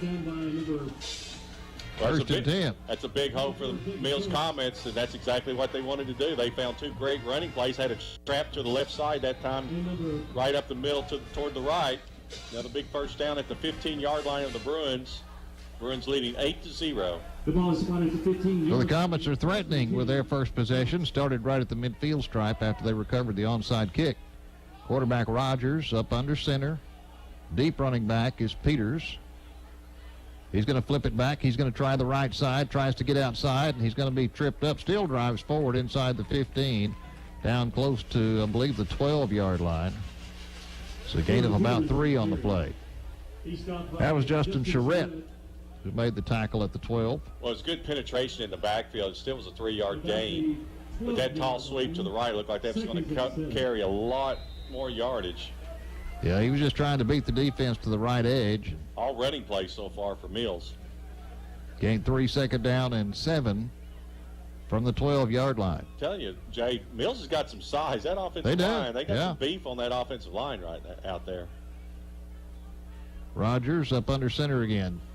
High formation behind him. He's going to roll to the right and try to pass. Throws, has a man out in the end zone. It's going to be knocked away. Well defended in the backside, back corner of the end zone. A little high. That's the first pass attempt. A little high. Very well covered. Tried to hit a wheel route back there in the far corner, the left corner, and the Bruins did a good job defending that play. So that'll bring up third down and 7 from the 12-yard line. Have to get to the 5-yard line for a first down. That was the first pass attempt by Race Rogers, the quarterback for the Mills Comets. You're not kidding. They do have a big offensive line. They got some size. I wish we had the weights on them. They are big. One of the biggest offensive lines I think I've seen. I agree. Rogers under center on third down and 7. He's going to hand it off to Bunning, and he's going to make it inside the 10 down to the 9-yard line. Brandon Bunning Tackle made by Jacob Phillips, and now it brings up an interesting fourth down situation. I think Mills has almost got to go for it. They're down by 8-0 unless they got just one heck of a kicker. I think Mills would go for it here. 4th and about 4. The ball is just inside the 9-yard line, or the 10-yard line. Mills needs to get down to the PA 5 to get a first down. So 4th and 4, and we'll see if this Bruin defense can get the ball back for the offense and stop this drive. It's looked promising up until the last couple of plays. Rogers on 4th down under center. He looks to pass. He swings it out right and overthrows his receiver at about the 15-yard line. He had Peters all along. He had Peters all along. Rogers just got a little happy feet, threw it too high. Yep. I'm telling you, though, if that pass is completed, Peters walks in for a touchdown. Yeah, but it was over his head and sails out of bounds, and the Bruins take over. Just inside their own 10-yard line. Dodged a bullet there, and the defense holds. Offense will take a shot at it. 8:08 to go here in the first quarter. Bruins leading at 8-0. Had the ball one time, scored one time. That was a good drive by Mills, but it hurts you when you can't put points on the board. It does. Heffley in a shotgun. As running back off to his right. He's going to pass. Looking right, throwing right. Has a man. It's going to be, almost a diving catch by Bruce at about the 43-yard line. He laid out for it and got his hands on it. You talk about time, though. You had 3 men rushing Heffley that time by Mills, and they never broke the initial line of scrimmage. And you talk about having all the time in the world to find a receiver. He laid it out for him, and Bruce tried to bring it in, but came so close. 2nd down and 10. Heffley's going to hand it off. Nothing doing. Running back was smothered in the backfield. Loss on the play. That's a real good play right there by the defender. That was Watkins, and he was hit by Darian Humphrey. Big loss. Back at the 4-yard line. So a loss of about 6. It'll be 3rd down and 16. This time Heffley standing with his feet in the end zone. Humphrey didn't fall for that at all. Nobody got a block on him, and he just knocked right in. Back to pass. Looks, throws, has a man open, and it's in and out of the hands at the 20-yard line. Is that Kelly? That's Zach Kelly. Boy, you don't see him do that. That one bounced off his hand. Yeah, that might be the first time. And here's a 4th down and 16 from the 4-yard line of PA. Pulaski Academy going for it on 4th and 16. From their 4-yard line. From their own 4. Heffley standing in the end zone on 4th down. Takes a snap. Looks. Fires. Got a man caught, 20-yard line, 1st down across the 20 up to the 20 to 23-yard line. Grant hits Grant Pickle. That's Pickle. And that just kills the defense. You give up a 4th and 16, 4th and 16 from the 4-yard line and gets a first down. And once again, Heffley had all the time in the world. He gives up 19. The Comets do. Here's a handoff up the middle, the 25 out to the 29-yard line. That time. Yeah, Watkins nearly had some room. Picks up some yardage before Jermaine Richards makes the tackle, but he's going to pick up about 5 yards. Yeah, but he's going to pick up a lot more if Jermaine Richards doesn't get him by the 6. By the shoestring. All the way out to the 29-yard line. Heffley running back deep behind him, and a man off to his left. Going to give it to the deep man. Bounces off a defender at the 30, out to the 35, out to the 37, the 38-yard line. Goes Watkins before LaDavian McPhee makes the tackle. So move the chains again, 1st down Bruins, and right now that's one thing. They got it moving. That's one thing the Bruins have is they've got a balanced offense, a lot of rushing and passing, and Watkins is the lead back tonight so far. Heffley fakes the handoff. He rolls to the left, being chased, throws. He's going to overthrow Kelly at midfield. That's a tough pass for right-handed quarterback. He's being chased, too. He's got some pressure, and he's got to roll to his left side. He's got to try to plant that foot to throw back right, and he did the wise thing and just threw it. That's what you want to do, Jay. You don't want to throw it low. You want to throw it high, and that's a good play by Heffley. Sometimes the play's just not there. 2nd down and 10 from the Bruins' own 38-yard line. Heffley back to pass. Looks, the pressure's on. He's hit. He's going to be drilled down back at about the 34-yard line. Jermaine Richards, he's been all over the place so far. That's a stunt on defense that time for Richards, and the PA offensive tackle didn't pick it up. 3rd and 15, loss of 5. That's the second on the play. Sack of the night on Heffley. Got the ball at the 34. Need to get up to the about a 48 and a half. So another long third down play for Heffley. Stands in the backfield, takes the snap, surveys the field, looks, throws. It's going to be caught by Kelly, makes a man miss, but goes down at about the 43. He's going to be shy of the first down, but it's going to be fourth down and workable. Yeah, but it's not a 4th and 16 this time. It's going to be like a fourth down and 6. 5:47 to go in the first quarter. Bruins leading 8-0. Moved it up to the 44, so it'll be 4th down and 5. Heffley on 4th down, looks, rushes on, stands there, throws over the middle, intercepted at the 50, at the 45, cuts back outside at the 40-yard line before Hastings makes the tackle. That's LaDavian McPhee who snagged that one. He was he stayed at home. He stayed at home, and Heffley never saw him. He's trying to go over the middle, and that's the first turnover of the night for the Bruins. And the Mills defense put some pressure that time on that PA offense and got him a big turnover. Yeah, they played it well, and they've got the football at the Bruin 43. Bruins leading at 8-0. 5:28 to go in the first quarter. Glad you could join us from Rector Field at Joe B. Hatcher Stadium. It's always good to be at home here at PA. Certainly is. We have been on the road a bunch this year. Quarterback is Rogers for Mills. 2 running backs behind him. Fumble on the snap, and I think the quarterback dove on it. He had to dive forward. Yeah, I think Rogers got it. It's going to be it look like it's going to be a no gain. You can see the beanbag go down.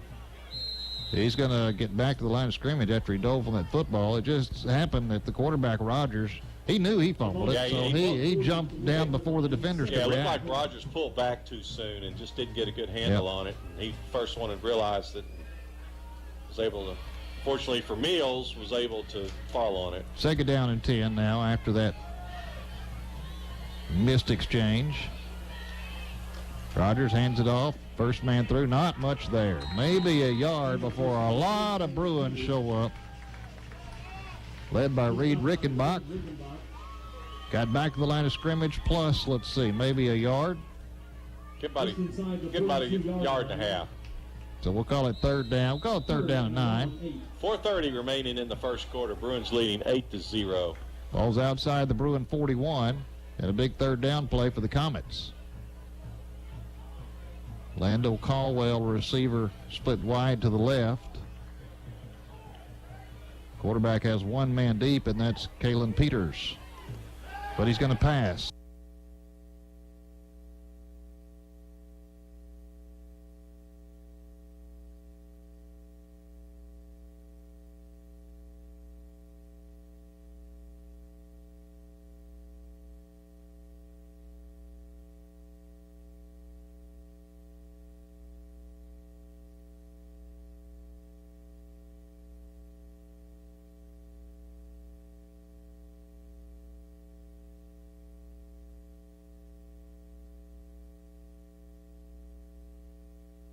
Summer is here, and so are the deals at Crane Chevrolet. Shop a huge selection of Cruze, Malibu, Traverse, Equinox, Camaro, Silverado, Tahoe, and more, with 0% financing for up to 60 months.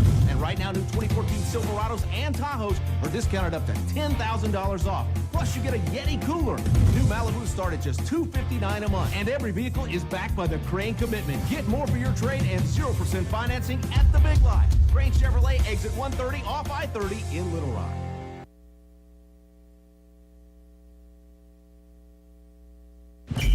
Now, back to the Central Arkansas Urgent Care broadcast of Pulaski Academy Bruins football on 93.3 The Source. Here's Jay Jones and Lanny Beavers. After a run by Miles Fells, that's a first down at the 29-yard line. Heffley back to pass, has time now. Now he's going to move to his left, dumps it off, trying to hit Hastings across the middle, kind of a safety valve pass, but it went incomplete. It's going to be 2nd down and 10. They've moved the ball all the way down to the Mills 29-yard line, leading at 8-0 with 3:34 to go here in the first quarter. Heffley did something that quarterbacks need to do. He had great protection, but he could just feel in the back of his head that clock was running. And sure enough, the pressure came. He's able to just dump the football. Has Bruce in motion this time. He's going to fake the pitch back to him. Now set up a screen right. It's going to be caught at the 30. Good blocking at the 20. Down to the 15, inside the 15. The ball comes loose, but they're going to say he was down at the 15-yard line. That's a first down. Kalen Peters, running back playing defense, made the tackle on Grant Pickle. Well, Pickles made two big plays. You know, he's the one that caught that 4th and 16 from the 4, and he gets a big first down right here for the Bruins, and it moves those chains, moves the ball all the way down inside the 15-yard line of Mills.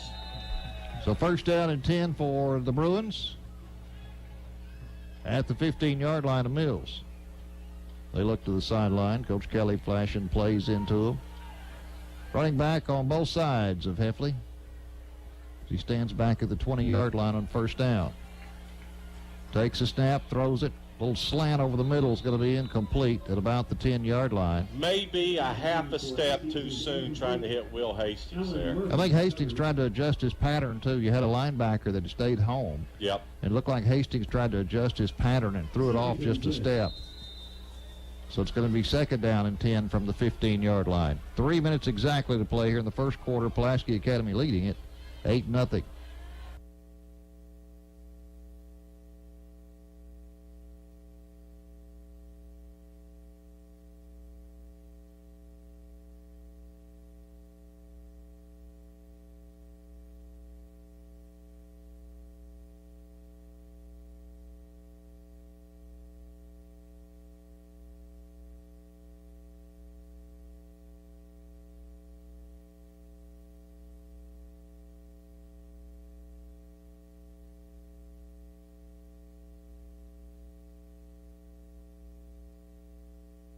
This is Keith for BMW of Little Rock. I bought my first BMW from them in 1994, and I love that car. I put over 150,000 miles on it, then gave it to my daughter for her first car, and then we traded it for another BMW that she is still driving today. I've owned 3 BMWs since then, and BMW of Little Rock has been there every step of the way, from sales, service, even an awesome parts department. BMW makes the ultimate driving machine, but BMW of Little Rock makes it the ultimate affordable driving machine. BMW of Little Rock, 1500 Shackelford Road. I think at the end of the quarter.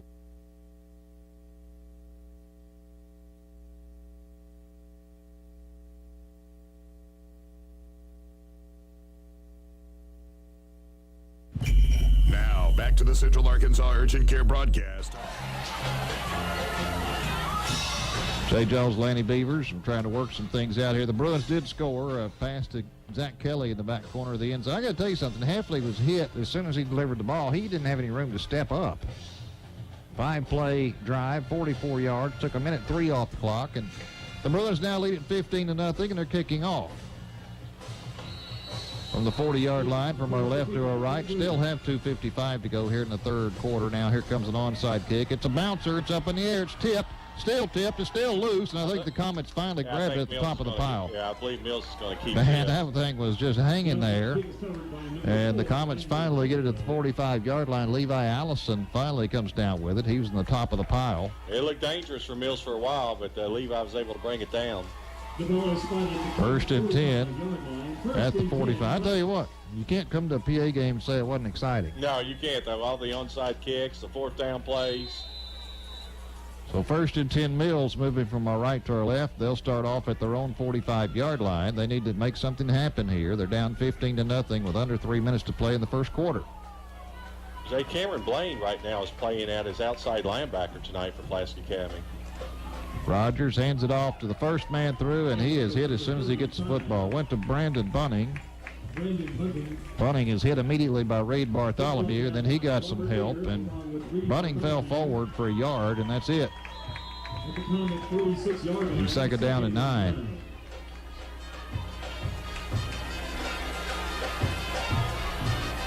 Tell you what, there have been a lot of youngsters play some good ball for PA this year, too. Yeah, they certainly defensively have. and offensively. Yeah, they don't have the Tyler Koch what they did last year. It's got to be an all-team effort. Rogers hands it off to the second man through. He's hitting the backfield, trying to get away. The ball is on the ground, and the Bruins have it back at about the 38-yard line. Let's see who came up with that football. Bruins got it. Well, there were Bruins all over Kalen Peters. As soon as he took the handoff, they hit him. He tried to spin away, and the ball was on the turf. Robert Ader comes up with it. There were 5 Bruins back there on top of it. The Bruins read that all the way, and give a lot of credit that time to Jacob Phillips. He knifed in there and just disrupted the play. And on Kalen Peters, a running back, he tried to spin back to the right side. The Bruins were there, and They just stripped the football, and the Bruins get it right back in great territory of Mills. Yep, at their 38-yard line. Wildcat formation. This time it looks like Watkins is back there to take the snap, and he's going to hand it off to Heffley. Heffley's going to pass. It's complete at the 30 to Kelly, and he's knocked out of bounds at the 29-yard line. Pickup of about 9 on the play. He's driven out of bounds by number 8, Rashad Duhart. So after a pickup of 9, it'll be 2nd down and 1. Moves the ball down inside the 30 at the 29. Need to get to the 28 for a first down. 2nd and 1. Heffley has a running back, Watkins. He's going to hand it off to him. Little guy with quickness up through the middle. He's got a big hole. He's inside the 20. He's inside the 10. He spins, and he's in the end zone. Yeah, you don't bring Watkins down arm tackling. I'm telling you what, once he hit the hole, he is so quick, so fast. He put one spin move on a defender, and he was into the end zone. So about a 29-yard gallop that time for Watkins. And the extra point upcoming. Makes it 21-0 Bruins. We're still in the first quarter, 1:55 to go in the first quarter. Flags on the play on the extra point. We'll see if the Comets jumped again. They did. And we'll see what the Bruins elect to do. And here comes the offense back out. Encroachment on the defense. After this is the goal. Try it down again. All right, Bruins look like they're going to be going for 2. Heffley back out there with Watkins. And Hastings is split wide left. 2-point conversion upcoming. Heffley looks to pass over the middle. The back of the end zone is going to be caught. We'll have to wait and see if that's Pickle or who that is in the back of the end zone. I think it is Grant Pickle. We'll wait, get the number when they come to the sidelines. It's Pickle that got the touchdown. 2-point conversion is good. And that makes it 23-0 Pulaski Academy. Yeah, that's what the Bruins can do to you. You got 2 turnovers, you got an interception, you got the fumble back-to-back, and the Bruins are going to make you pay for it. That's what you have to do to a team. Well, if you're Coach Patrick Russell, you're thinking, well, we need to do something right now. Even though it's still in the first quarter, 1:55 left in the first quarter, the Bruins on the march. They lead it 23-0 after that 2-play, 38-yard drive. Took 13 seconds off the clock. And the Bruins are up 23-0 here in the first quarter. Doesn't take Pulaski Academy long. And I'm sure they will attempt another onside kick. And I know Mills is going to get tired of this. You know, for the first few games, it seemed like it took forever for us to recover an onside but if kick. you'll recall, though, Jay, that was on natural turf. You don't get the skips that you do on this field turf. Well, the ball's laying flat at the 40-yard line. Here comes Hastings. He's going to spin it out through there. It's still loose, but it's going to be going out of bounds before the Bruins can get to it at about the 35-yard line. Well, Sherratt was trying to get it, and there's a flag. I don't know why there's a flag because that ball was touched before it went out of bounds. Kick out of bounds. It looked like it was touched before it went out of bounds. Yeah. It's not going to matter. They're going to get it at the 35 or the 34. I think they're going to call a kick out of bounds. Yeah, I think that's what they're going to say, but it was touched, so if it was touched, they're going to get it to 34. If they're saying it wasn't touched, they'll get it to 35. And we'll wait for the call. And I think that looks like one of the Fulmer boys is the referee tonight. Tell by looking at him. Jack or Jim. They're going to place it at 35. They're going to say it went out of bounds without being touched. Well, they declined. Oh, no, they said PA moved too soon is what they did, and they declined the penalty. Well, that's because Mills is going to want the ball there at the 35. That's what the call was. Ball is at the 35-yard line. 1st and 10 for Mills. High backfield behind the quarterback, Race Rogers. He's up under center. 2 receivers split wide to the right on 1st down. Mix-up. He's going to have to keep it himself. Well, Rogers missed a good job of getting it out. Yeah, Rogers missed the tailback, but that's what they always say. If you miss the handoff, you just follow the hole. And he did. Rogers did, and he picked up about 4 yards. They're going to give him 5. Wow, it's 5 yards. Yep. Yeah, he looked around for a second like, where's my guy at? And then he just had to tuck the football and follow him. 2nd down and 5. 2nd and 5. Rogers under center. A little offset eye this time. He's going to hand it off to the second man through. Gets about 3, maybe 4, does Kalen Peters, up to about the 43-yard line. That's going to leave them still about, they're going to give him near the 34, so we'll call it third down along 1. Well, Mills needs to get this first down right here to keep PA from getting that football back. Clock running under a minute to play in the first quarter. Third and about 1.5 yards for the Comets. They need the 45-yard line. They're at the 43.5. Quarterback Rogers under center. Hands it off to the first man through. He's leaning, and it depends on where they spot it. He's going to get it. Goes backwards. They're going to spot it right at the 45. Yeah, so that's a first down. Yeah, that's a first down. That'll be a first down with 37 seconds to go here in the first quarter. He was leaning forward. He's a good-sized back. He's got some size. Bruins trying to push him back, and it just depends on which way the official put his foot down, right foot or left foot. Bunning's a big kid. First and 10 for the Comets at their own 45-yard line. 30 seconds down. The clock's running. Should be the last play, if it's a running play, of the first quarter. Rogers under center. His deep man is Kalen Peters. He's going to flip it to Peters. He's going to try the left side. Tries to run wide. That's He's going to be tracked down at the 45, right at the line of scrimmage by Reed Bartholomew. I'm telling you, Jay, that was a fantastic play because that set up, and it's right in front of us here at the 45-yard line. That play set up like it was going to be like student body right, student body left by USC, but Bartholomew read it, and his speed was able to stop the sweep from going outside. That is the end of the first quarter, so a good one for the Bruins. We'll be back to tell you about the second quarter after this. After one, our score, Pulaski Academy 23, Little Rock Mills nothing. You're listening to Bruin Football on 93.3 The Source. I'm Anthony Lucas for Ortho Surgeons. As a former Arkansas Razorback and Dallas Cowboy football player, I know what sports can do to the body, especially as the years pass. Arkansas's premier orthopedic surgery group has a team of orthopedic surgeons, PAs, and certified athletic trainers that can be on your team too, treating all orthopedic and sports injury needs from hand, shoulder, foot and ankle, ACL repair, and arthroscopic to joint replacement surgeries. Ortho Surgeons, on the web at orthosurgeons.com.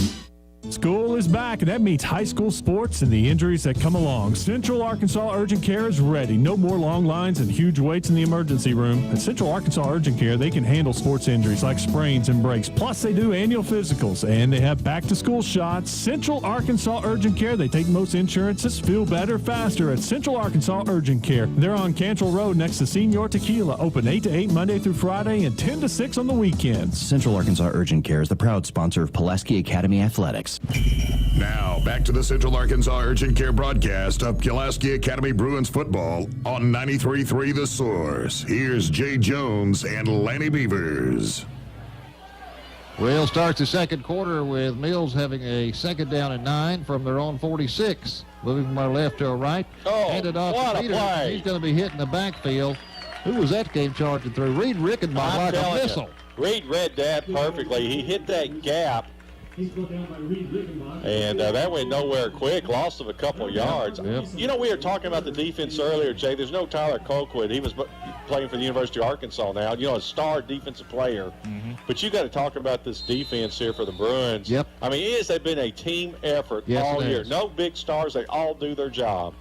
Well, I pushed the ball back to the 44, third down 11 now for Mills. Shotgun formation for Rogers. Has a running back off to his right. He's going to pass left. Throws, just going to skip it out there. Incomplete. That thing's about 10 yards short of the receiver. Yeah. That looked like a quail got shot down out of the sky. It don't think it ever got more than 5 feet off the ground. No, that was ugly. Short one. Fourth down and 11 now. That was ugly. Yeah, it didn't make it. And the Bruins won't put anybody back. It's a punting situation for the Comets. Good job of this defense again. But nobody drops back deep for the Bruins. And we'll see who's going to punt this one away for the Comets. Looks like Nathan Millsap, a junior. He's got the orange shoes ready. Yeah, he does. He's standing back at about the 31-yard line. And there's a whistle before I the think snap. you got an offense. You got a delay of game. That's what you got. You're going to back up the Comets 5 yards. Yeah, they're backing up already. Hey, what do you think about those shoes, though, that Millsap's got there? I can tell you. Orange. Wave the flag off. Wave the flag. No flag. I'll tell you what about these shoes. He could ride a bicycle after midnight, wouldn't have to worry about getting hit. No, they are bright. You can't miss him, that's for sure, with those shoes. Looks like they'd burn your feet. Standing back at about the 31. He takes a snap and kicks it away. Good high kick. It's going to hit at the 25. Go down to the 20, inside the 20, to the 15, and to the 14-yard line. And that's where it'll lie still and be touched at the 14. And the Bruins will take over at their own 14. 11:03 to go here in the second quarter. Bruins leading at 23-0. Looking for more, and we'll see if this offense can put some more points on the board. Looking for Heffley out there, he's still talking to the coach. No, I don't know what's going on. Heffley's on the side. You got Trey Bruce right now. Yeah, he to play is. quarterback. Trey Bruce is in the backfield. He's got a running back off to his right. So Bruce is in at quarterback. Two receivers to the right, one to the left on 1st and 10. From the 14, the lefty, Bruce. He has to sprint outside to the left. Now throws. He's got a crossing pattern from 35 to 40. The 45, is that Kelly? It's Kelly in midfield. Jay, you could see that lined up. What composure for Trey Bruce. Yep. He doesn't play quarterback a lot, but that play lasted so long. Zach Kelly lined up to his far right, did a cross. Trey's left-handed. It's a lot easier throw for him, and he hit Zach Kelly perfectly. 1st and 10, they'll say the 49-yard line of Mill. This time Hastings back, or Heffley's back in there. He's going to hand it off to Bruce at the 50, the 45, down to the 40, inside the 40, and down to about the 38-yard lines where they're going to say he was driven out of bounds by Jermaine Richards. That's close to a first down. I sure like the way PA can run that football this year. It just helps them so much. Yep. Keep the pressure off Heffley. It gives a running threat, and it sets up a play-action pass. Here, Bruce stays in, slot man left. Nobody in the backfield except the quarterback Heffley on 1st down. He looks over the middle. He stands, he throws. It's going to be caught. Hastings at the 30. Outside the 50.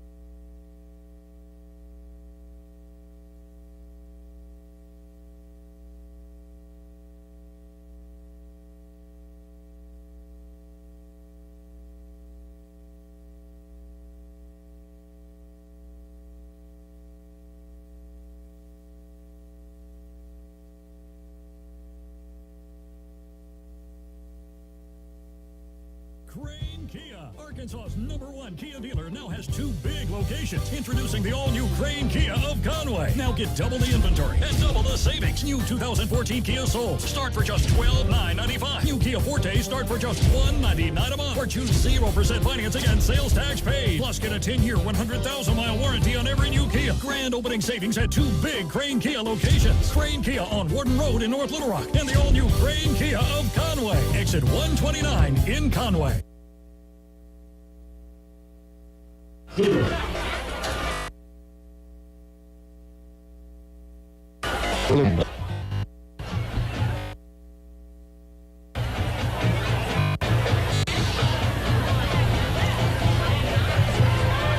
Well, 30-0 Bruins. 10:26 to play here in the first half.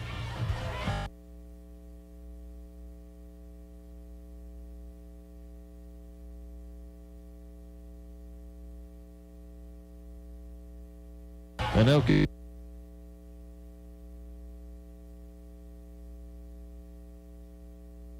it up for Hastings. Showed some speed. 3-play, 86-yard drive.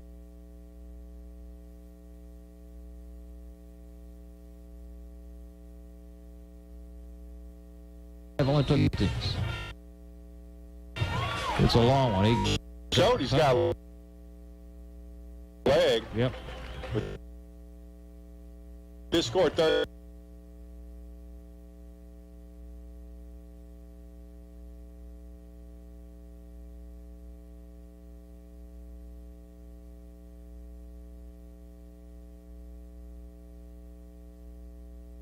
To 0.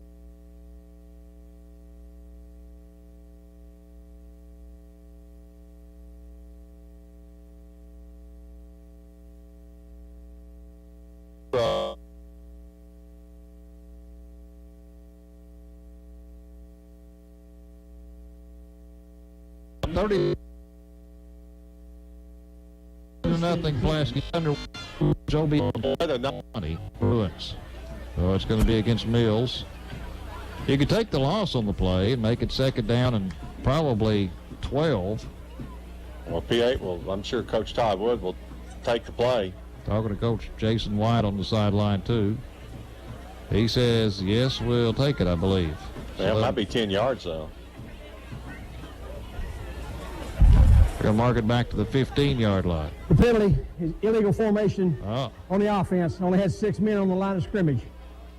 All right. Replay first down. Can't do that. That's a no-no. Nope. Got to have 7. Hey, guys, ready? Referee needs to turn that mic off.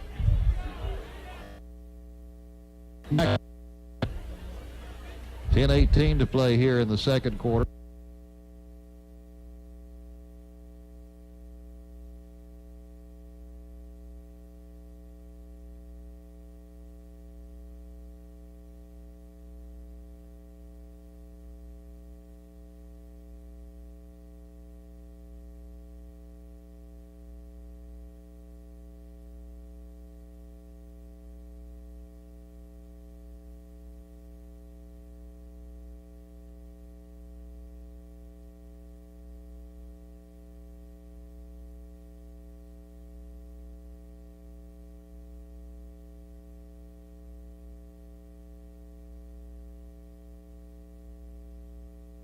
Summer is here, and so are the deals at Crane Chevrolet. Shop a huge selection of Cruze, Malibu, Traverse, Equinox, Camaro, Silverado, Tahoe, and more, with 0% financing for up to 60 months. And right now, new 2014 Silverados and Tahoes are discounted up to $10,000 off. Plus, you get a Yeti cooler. New Malibus start at just $259 a month, and every vehicle is backed by the Crane Commitment. Get more for your trade and 0% financing at the Big Lot. Crane Chevrolet, exit 130 off I-30 in Little Rock.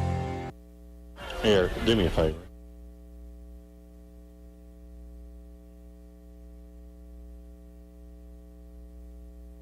Pulaski Academy. After incompletion, it's going to be 3rd and 15 for the Comets. Balls at their own 15. Need to get out to the 30-yard line. 9:20 to play until halftime. 30-0 Bruins. Playing here at home. Only a couple of games left after this one. At Fair next week, and then the home finale, the season finale, senior night against Sylvan Hills.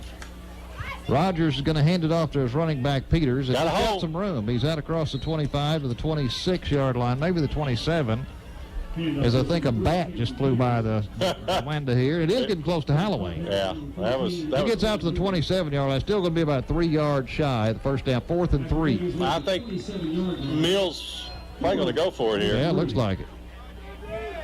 From their own 27, need to get to the 30 for a first down.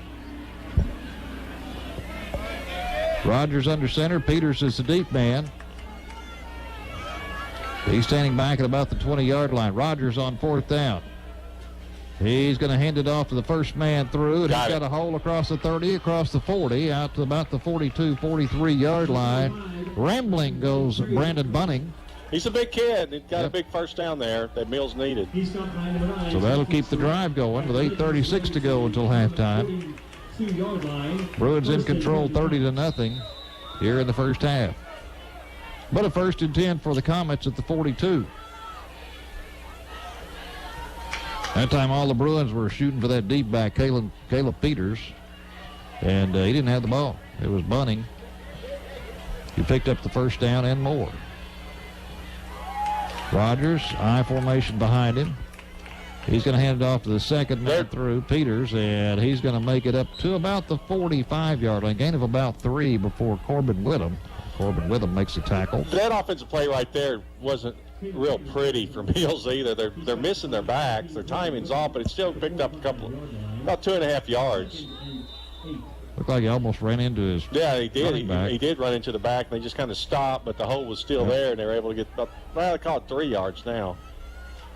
30-0 is our score. Pulaski Academy leading. The ball's at the 45-yard line of Mills on a 2nd down and 7. Rogers, the quarterback, under center. Hands it off to Peters this time, and nothing. A lot of Kinda pressure that slipped as time. he tried to cut back to the left, but there wasn't much room there anyway. He got back. He's going to lose about a half a yard. Keelan Patterson was the first man to hit him. Just too much pressure. He loses back to the 44-yard line. And that's going to bring up third down and long. Third and a long 8. 3rd and 8. Ball is at the 44. Clock running. 7 minutes to go in the third quarter, or the second quarter. I'm getting ahead of myself here.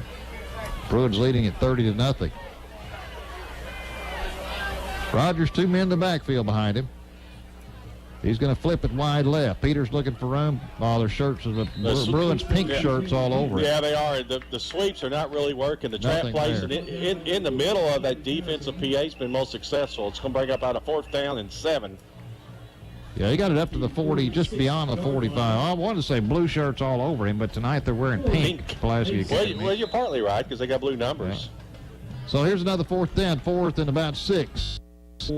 46. Need to get to the PA 48. Shotgun formation for Rogers. He's going to kick it. Quick kick it. He kicked it into his own running back. And the ball is free, and the Bruins are going to have it at about the 36-yard line. Yeah, he kicked it right into his up man. And well, that's got to hurt. The Bruins recover. I believe that was Gary Albizi. Rush was on. He had to kick it quicker than he was. In a shotgun, Jay, and he took a couple of steps back for a quick kick, but he should have stepped back further, and he just had no room. No. Bruins are going to have it at the 37-yard line of Mills. 6:12 to go here in the second quarter. Now Bruce is in at quarterback. Trey Bruce awaits the snap. He has it. The lefty looks to pass. The rush is on. He's being spun around. He's in trouble. He gets away from one man, gets away from two. I don't know how he did it. He's at the 40. He's at the 35. He's at the 30. And he's just going to go out of bounds at about the 25. You know who that looked like out there, right? Looked like Freddie did. Exactly. He looked like Freddie Knight, and that was, you talk about elusive. Boy, he was caught dead in the water. Him. Yeah, he was dead in the water back at about the 45. I don't know. He's going to pick up about 6 yards on the play. They're going to say he went out at the 31.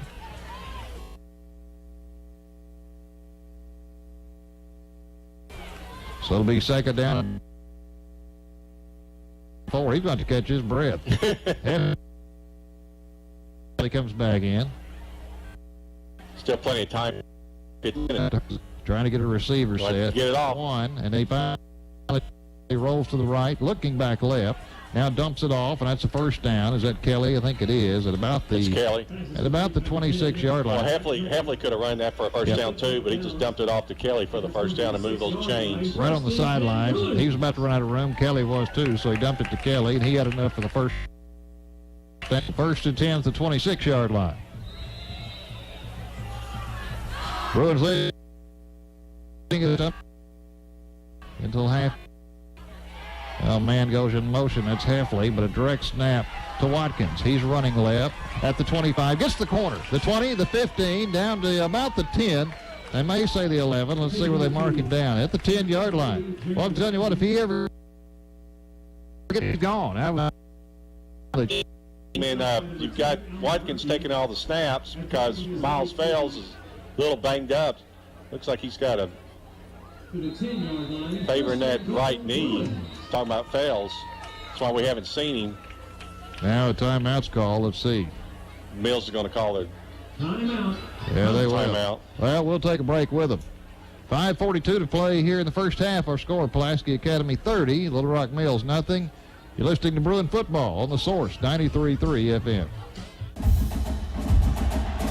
We've got jackrabbits, redbugs, Airedales, and elks, just to name a few. Friday night football is a big deal in Arkansas. That's one of the many reasons why we love it here. For more than 80 years, First Security's been investing in our home state and nowhere else. It's how our family-owned bank likes doing business and why our customers believe banking with us is better. First Security Bank, only in Arkansas. And big fans of Friday nights under the lights. Member FDIC. This is Keith for BMW of Little Rock. I bought my first BMW from them in 1994, and I love that car. I put over 150,000 miles on it, then gave it to my daughter for her first car, and then we traded it for another BMW that she is still driving today. I've owned 3 BMWs since then, and BMW of Little Rock has been there every step of the way, from sales, service, even an awesome parts department. BMW makes the ultimate driving machine, but BMW of Little Rock makes it the ultimate affordable driving machine. BMW of Little Rock, 1500 Shackelford Road. Now, back to the Central Arkansas Urgent Care broadcast of Pulaski Academy Bruins football on 93.3 The Source. Here's Jay Jones and Lanny Beavers. Here's a pass to the end zone from Heffley, and it's going to be incomplete. Boy, he was hit, too. Yeah, what is that? That's Cannon Smith he's trying to hit. Right at the goal line. Cannon Smith, the big kid, 6'4". Yep, ball goes incomplete. Had it for a moment, but that's going to bring up second down and goal right at the 10-yard line. Heffley in the shotgun. Has a snap. Looks right. Caught at the 5-yard line. That's Pickle, and Pickle's going to take it into the end zone. Grant Pickle, timing pattern. You can see it from this angle, Randy. He just laid it out there, and Grant Pickle ran and got it. He threw it out there before Pickle ever got there. Yep. Pickle catches it. Perfect pass. Heffley's sharp tonight, and I know he's got some scouts looking at him tonight from Tulsa that's visiting. Beautiful timing, beautiful play. 5:28 to go, and now it's 36-0 Bruins. Yeah, if Mills doesn't score, it'll be a sportsmanship rule begin that third quarter. Hastings on for the extra point. Hatcher to hold. And there's the offsides. Yep, offsides against Mills. I think PA probably just probably kick it. Yeah, kick it. They're already up by 36. Yeah, they're not going to send the 2-point conversion team out there. They're just going to kick. Up 36-0 with 5:28 to go here in the first half. Hastings stays out there. Snap is good. The kick is up. The kick is good. The point after kick is good. Makes it 37-0 Bruins. To that, to be honest with everybody listening out there. You know, we talked about it before the game started. These last several games are games that you figure that the Bruins should come out ahead, but they still have to play ball. They still have to remain focused, and they've done that so far. Got to put them away. Yep, had a little bit of struggle at the start of the BB game, but you got to give credit to BB too. Well, I think BB's a lot better team. Yeah. They got a win last week, and we'll be looking at some scores at halftime. But BB had a lot of injuries. They're a lot better team than some of the other ones we've seen. In this game, you figured should go the Bruins' way, but you never know. Stranger things have happened. Once again, I want to thank Grandpa Yandel for helping us. Yeah, David tonight. Yandel, appreciate that. Our statistician. Congratulations, David, on your That was a new fine-play, grandson. 37-yard drive. Took 44 seconds off the clock, and here comes the kick, and it's a long one. And it will not be returnable. This one goes out of the end zone from Hastings. You know, Jay, I know Hastings is a great wide receiver, but his leg is strong enough that he could get a scholarship from a college. He's got a very strong leg. Yes, he does. That went about another 10 yards deep into the end zone. And you never know when it gets down to it, maybe playoff time, and the Bruins have to have a field goal, a long field goal. Yep. You never know. No, and they did kick a field goal earlier this year. Against Warren, I believe. It was a Warren. I couldn't remember if it was Warren or New Samir Beach. I knew it was on the road. Well, it'll be 1st and 10 for the Comets at their own 20.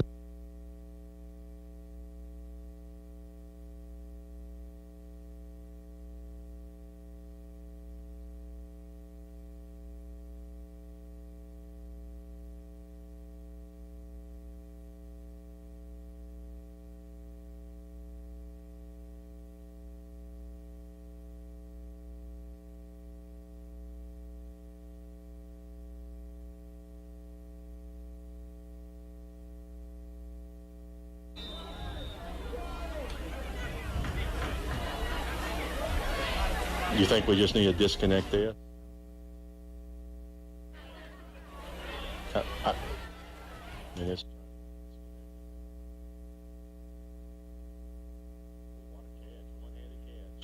That's a good kid. That kid there's an athlete. Yeah, completion out across the 30 to the 31. That's, well, let's see where they mark it first. They're going to say it's a little bit shy of the 30.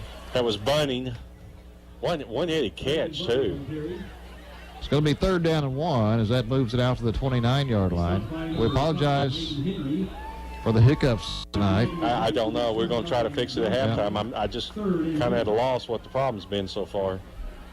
4-20 in control, 37-0 over Mills. Mills has moved it out to the 29-yard line. They're facing the 3rd down and 1.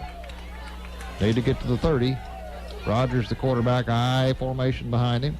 Gives it off to the big man. No, he didn't make it. He didn't make it. He didn't get it. Handed off to Bunning, and he was stood up. He's going to be about a half a yard short. If you're looking at that line judge, and I don't think it's close enough for a measurement.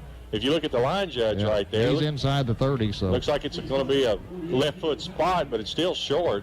4th down, about a half a yard. Along with Gary Obese, the ball is spotted just 4th down, we'll call it about a foot. So a big 4th down play here for Mills. 3:30 remaining here in the first half. All PA 37-0. And 2/3 yard line. Need about a foot to go for a first down. Maybe a quarterback sneak. Rogers under center.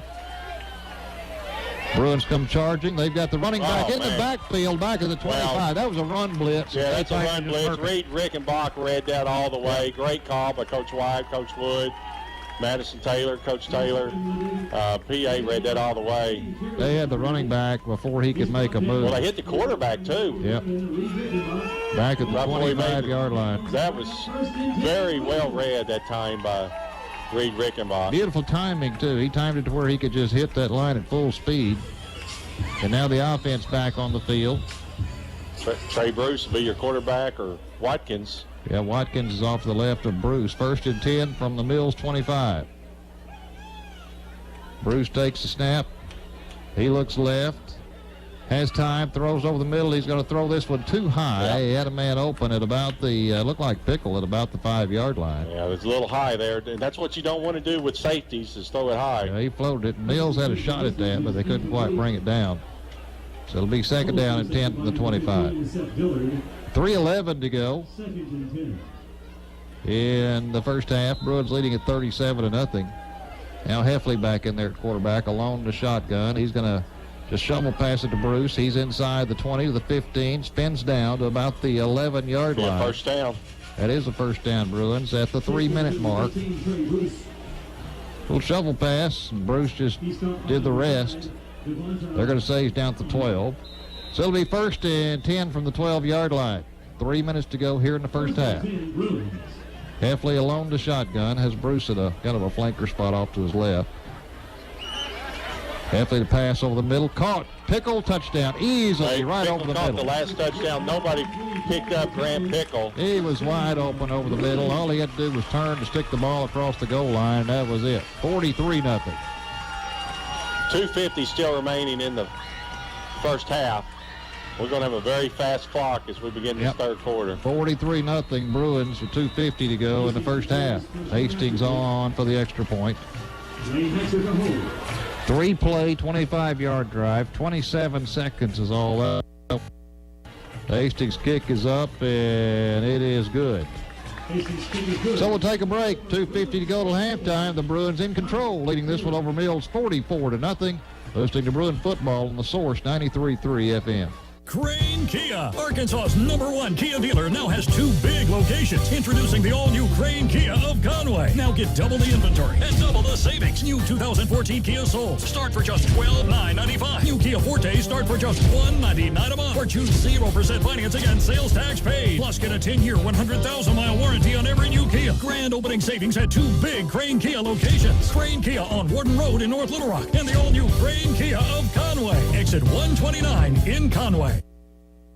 School is back, and that means high school sports and the injuries that come along. Central Arkansas Urgent Care is ready. No more long lines and huge waits in the emergency room. At Central Arkansas Urgent Care, they can handle sports injuries like sprains and breaks. Plus, they do annual physicals, and they have back-to-school shots. Central Arkansas Urgent Care, they take most insurances. Feel better faster at Central Arkansas Urgent Care. They're on Cantrell Road next to Senior Tequila. Open 8 to 8 Monday through Friday and 10 to 6 on the weekends. Central Arkansas Urgent Care is the proud sponsor of Pulaski Academy Athletics. Now, back to the Central Arkansas Urgent Care broadcast of Pulaski Academy Bruins football on 93.3 The Source. Here's Jay Jones and Lanny Beavers. All Our thanks to a bunch of people. Pulaski Academy kicking off from our right to our left, the 40-yard line with a safe lead here before halftime. Hastings just puts his leg into it, and this one's going to be not returnable back into the end zone. They'll take it at the 20. I want to thank, of course, Jake Hatley back at the studio for trying to keep us on tonight. David Yandel here with us. Jake Warner, Chris Amsler, the guys that always work hard to get us hooked up. That one's going to go through the end zone, and it'll come out to the 20-yard line. 2:50 to go until halftime. Bruins in command, leading at 44-0 over Mills. And last week we had a 55-7 game at halftime. Tonight, 44-0 thus far. Yeah, it's still 2:50 remaining, so there's plenty of time for some more scores. Yeah. More fireworks. Yeah, be a quick first or second half, I can tell you that. Mills up to the line of scrimmage, 20-yard line. The quarterback is Race Rogers. He's a senior. And I don't know what happened there. Everybody took off and the ball never got snapped. So that's going to be a false start by about half of the Comets. Well, a little bit of an early start is going to cost them 5 yards. They'll move it back to the 15-yard line. Well, you get down that big, 44-0, and you kind of lose your concentration. Well, yeah, you do. Yeah. You want to get out there and make something happen positive, and sometimes you get too antsy, and that's what happened to Mills. First down and 15 as they move it back to the 15-yard line. Looks like Quan Armand may be in at quarterback now. Armand, deep pitch to his running back, gets back to the 15, back to the 20, and falls across the 20 to the 21. That'd be a first down. Quan Armand, the quarterback that's in there now, is a sophomore. Peters carries on the play. You might be seeing a lot of new players here rest of this half and start of the third quarter. He crossed the 20 up to the 21-yard line. Bring up second down long. Clock running, 2:20 to go. I imagine the Comets are just content to let that clock run. Yeah, they want to get this thing at halftime. And they're going to have to hurry it up a little bit to beat the play clock. It's down to 10. All right. He's back to pass. The rush is on. He slings it out there, and it's going to be caught, but not much yardage, up to about the 23, 24-yard line. He hit Brandon Bunning with it before Corbin Whittam. Corbin Whittam hit Bunning at about the 22. Good coverage that time by Corbin on a very short pass. Clock still runs, 1:40 to go here in the first half. All PA tonight, 44-0, and Jay, it wasn't not expected. The way PA's been playing, Mills comes in weak, 2-5. It's a rebuilding year for the Mills Comets. Had a great season last year with the 9 wins, but they lost a lot of players last year. 8 from their own 22 with a minute. 20. Arnold, the quarterback, or Armand, the quarterback. He's going to hand off, a little misdirection, and the Bruins are all over it. Back at the 15-yard line, trying to get away is Alan Murphy, but Chase Cootie going all the way out. Back to the 16-yard line. It's going to be less than a minute. Mills just going to be content to let this clock go. 4th and 14. 48 seconds, 47, 46.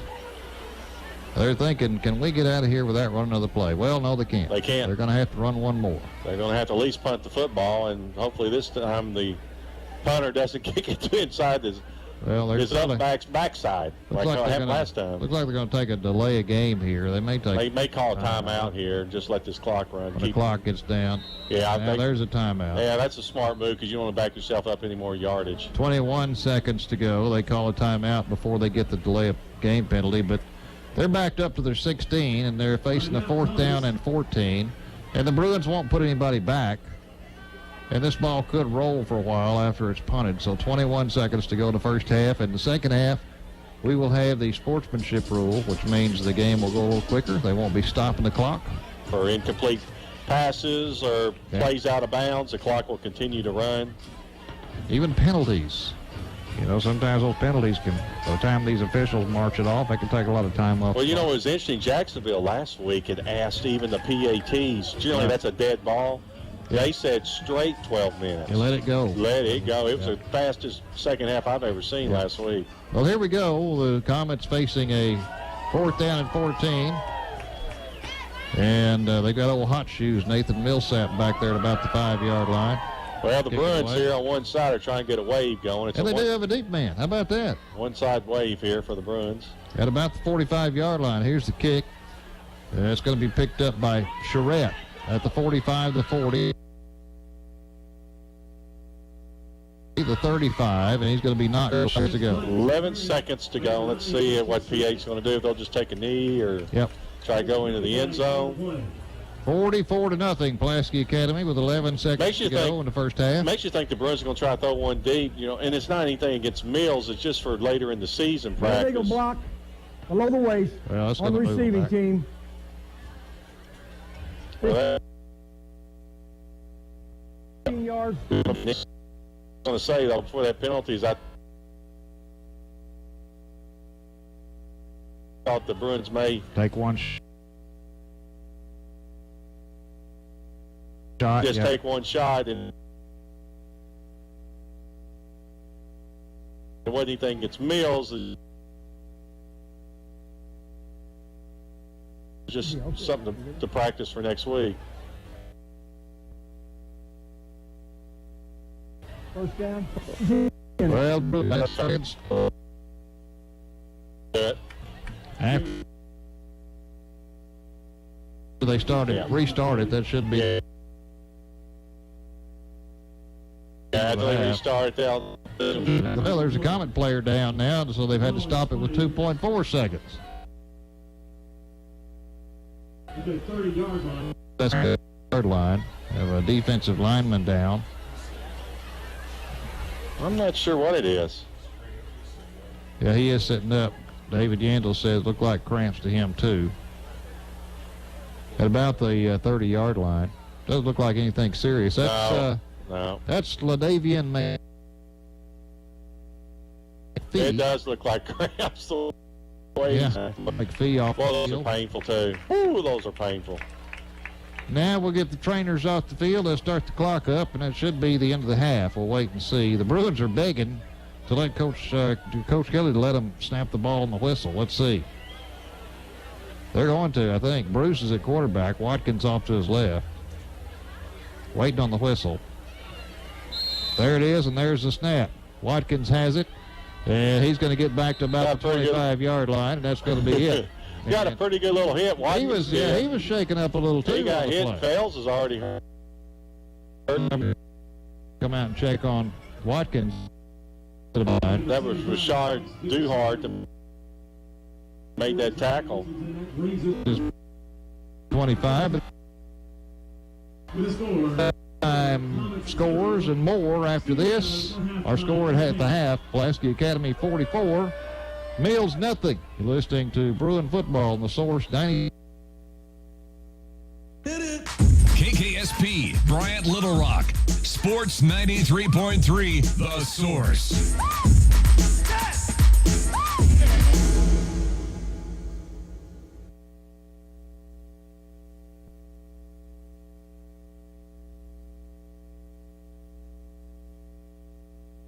This is Keith for BMW of Little Rock. I bought my first BMW from them in 1994, and I love that car. I put over 150,000 miles on it, then gave it to my daughter for her first car, and then we traded it for another BMW that she is still driving today. I've owned 3 BMWs since then, and BMW of Little Rock has been there every step of the way, from sales, service, even an awesome parts department.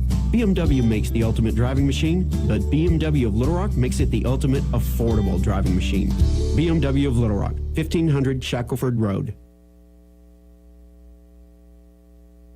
It's a celebration. Crane Ford on Colonel Glenn is now the all-new Crane Ford of Little Rock and proudly part of the Crane Automotive team. And right now, get grand opening savings at both locations in Jacksonville and Little Rock. Get 0% financing, sales tax paid, more for your trade. Buy with 0 down and get extra Crane cash on every new and pre-owned vehicle. It's a celebration at Crane Ford, now with 2 big locations. Crane Ford Main Street exit in Jacksonville and the all-new Crane Ford of Little Rock, I-430 and Colonel Glenn. School is back, and that means high school sports and the injuries that come along. Central Arkansas Urgent Care is ready. No more long lines and huge waits in the emergency room. At Central Arkansas Urgent Care, they can handle sports injuries like sprains and breaks. Plus, they do annual physicals, and they have back-to-school shots. Central Arkansas Urgent Care, they take most insurances. Feel better faster at Central Arkansas Urgent Care. They're on Cantrell Road next to Senior Tequila. Open 8 to 8 Monday through Friday and 10 to 6 on the weekends. Central Arkansas Urgent Care is the proud sponsor of Pulaski Academy Athletics. We've got jackrabbits, redbugs, airedales, and elks, just to name a few. Friday night football is a big deal in Arkansas. That's one of the many reasons why we love it here. For more than 80 years, First Security's been investing in our home state and nowhere else. It's how our family-owned bank likes doing business and why our customers believe banking with us is better. First Security Bank, only in Arkansas. And big fans of Friday nights under the lights. Member FDIC. This is Keith for BMW of Little Rock. I bought my first BMW from them in 1994, and I love that car. I put over 150,000 miles on it, then gave it to my daughter for her first car, and then we traded it for another BMW that she is still driving today. I've owned 3 BMWs since then, and BMW of Little Rock has been there every step of the way, from sales, service, even an awesome parts department. BMW makes the ultimate driving machine, but BMW of Little Rock makes it the ultimate affordable driving machine.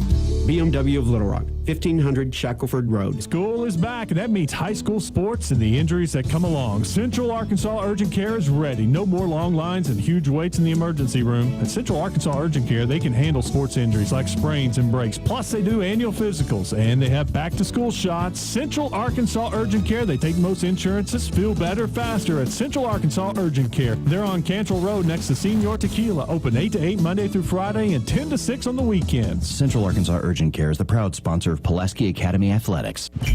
Now, back to the Central Arkansas Urgent Care broadcast of Pulaski Academy Bruins football on 93.3 The Source. Here's Jay Jones and Lanny Beavers.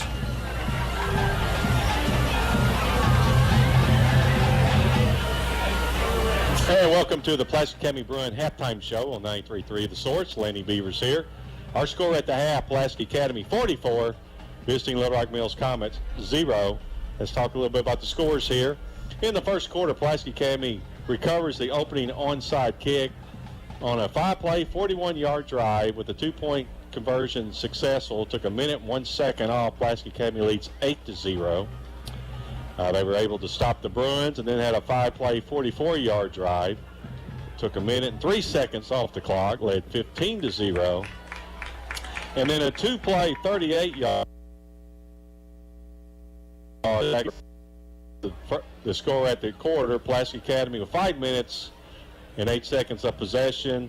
Mills led the possession in the first quarter with 6 minutes and 52 seconds, but it was all Bruins in the first quarter as they led 23-0. A couple of turnovers on both teams. Pulaski Academy throws an interception, but Mills returns the favor, throw an interception, and then Mills also has a fumble that Pulaski Academy was able to recover. So with an onside kick, an interception, and a fumble, Pulaski Academy turns it into points and leads into the first quarter 23-0.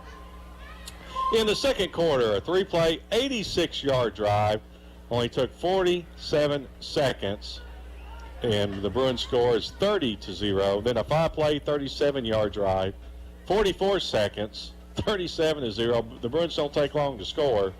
And then it's a 3-play, 25-yard drive, 27 seconds, and that's our score right now as Pulaski Academy leads at the half 44-0.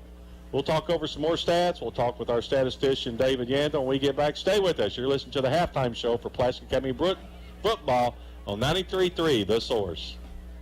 I'm Anthony Lucas for Ortho Surgeons. Arkansas's premier orthopedic surgery group has a team of orthopedic surgeons, PAs, and certified athletic trainers that can be on your team too. They have satellite clinics in Russellville, Beebe, Cabot, and Jacksonville, as well as offices in Little Rock and North Little Rock. They also have 2 physical therapy locations in Central Arkansas where physical therapists with decades of experience can get you rehab. Get more information online at orthosurgeons.com and find out why Coach Frank Broyles chose orthosurgeons for his hip replacement.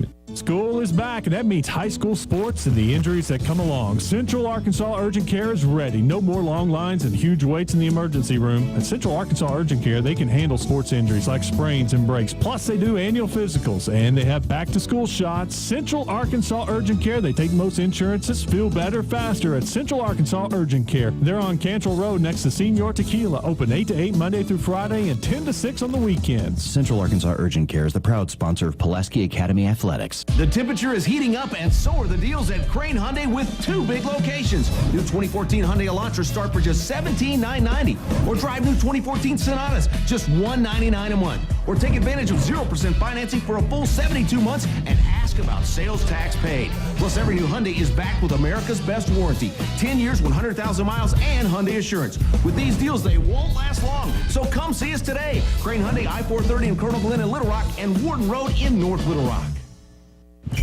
Now, back to the Central Arkansas Urgent Care broadcast of Pulaski Academy Bruins football on 93.3 The Source. Here's Jay Jones and Lanny Beavers. And thank you, Lanny Beavers here. It's halftime with Pulaski Academy football, Rector Field, Joe B. Hatcher Stadium. I'm joined now by our statistician of the night. He's been with us several times before, Mr. David Yandel. David, good to see you first off, and welcome back. No problem. Appreciate you having me. Very exciting football game for Pulaski Academy. It's actually been all Bruins as they lead 44-0. You notice the Bruins don't take long to score. You can't spell pass without PA, and that's exactly what they've done tonight against the visiting Little Rock Mills Comets.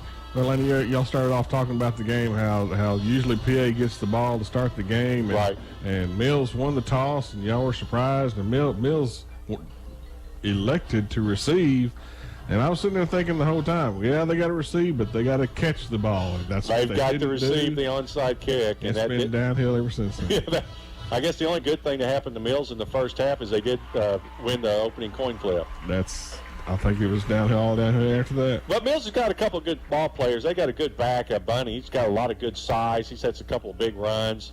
And so he's looked real good. Now, Mills won 9 games last year, and they're totally rebuilding.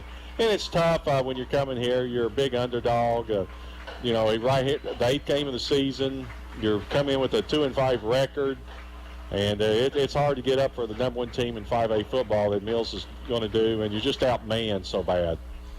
Yeah, they definitely have their hands full tonight. They knew it when they was coming in, and they're definitely going to know it when they're leaving. They certainly will. It's all been Pulaski Academy football, but there's some other interesting games, Dave, for the Crawford like 7A, a division that you're real familiar with. 14, that's in the second quarter. Which is the 6A version of 7A. They got the split. They got the hybrid conferences. Yeah. That is correct. Those are both actually 6A playing against each other. How about this one? Bentonville's just roaring back after that 0-4 start. Bentonville 28, Rogers 0 in the second quarter. Bentonville started off, I think, ranked number one on most everybody's polls, and then they lost to two or three out of state teams in a row. 3 out of a row. And everybody kind of lost a little faith. Then they turn around and lose to Northside. Yep. And there was just all of the wheels that fell off, and I don't think they've lost since then. No, they haven't lost since then. Got a big win. Got a big win to get it fired back up. How about this? Conway, Little Rock Catholic 14. That's a close game right there. Those teams that they're all 1 week and they're off a week. They play with teams that you think they couldn't be able to compete with, and then the next week they just don't show up. Yeah, it was an interesting score. Here's another one: Fort Smith Northside 14, Springdale 14. That's a surprise. I mean, Hillsboro 21, Searcy. We had Searcy. Yeah, the game is at Jonesboro, as a matter of fact. Wow, that is a surprise. Here is one of the biggest games in 6A out of the 6A South. At the half, Lake Hamilton 0, 6-0-1 Benton 0 at the half. Man, you talk about a defensive struggle. I wonder if anybody's got a first down in that one. Little Rock Central 21, West Memphis 14 at the half. That's a surprise. West Memphis has not just put a whole lot together this year. That kind of surprises me. They're sticking with Central. Mountain Pine 10, Cabot 24 at the half. Mountain Home. I'm sorry, Mountain Home. Mountain Home. Mountain Pine's a 2A school. So that's in the other direction, too. Got the mountain part right. I need to read a little better. In the second quarter, North Little Rock 63, Marion 0. To be expected. That's similar to very similar to the game we're watching here. Pine Bluff 24, El Dorado 6 at the half. I think that score will surprise a lot of people. I mean, Pine Bluff is Pine Bluff, but the El Dorado's got the state championship to back it up. They sure do. They got Rogers Heritage 7, Fayetteville 21 in the second quarter. I think that won't surprise anybody. This one won't surprise many people. Siloam Springs 0, Greenwood 50 at the half.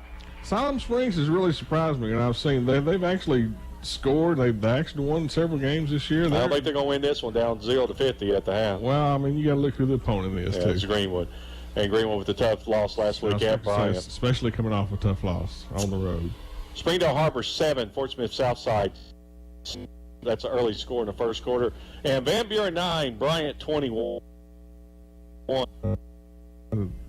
No surprises there. And we'll go over the 5A, the conference that Pulaski Academy is in.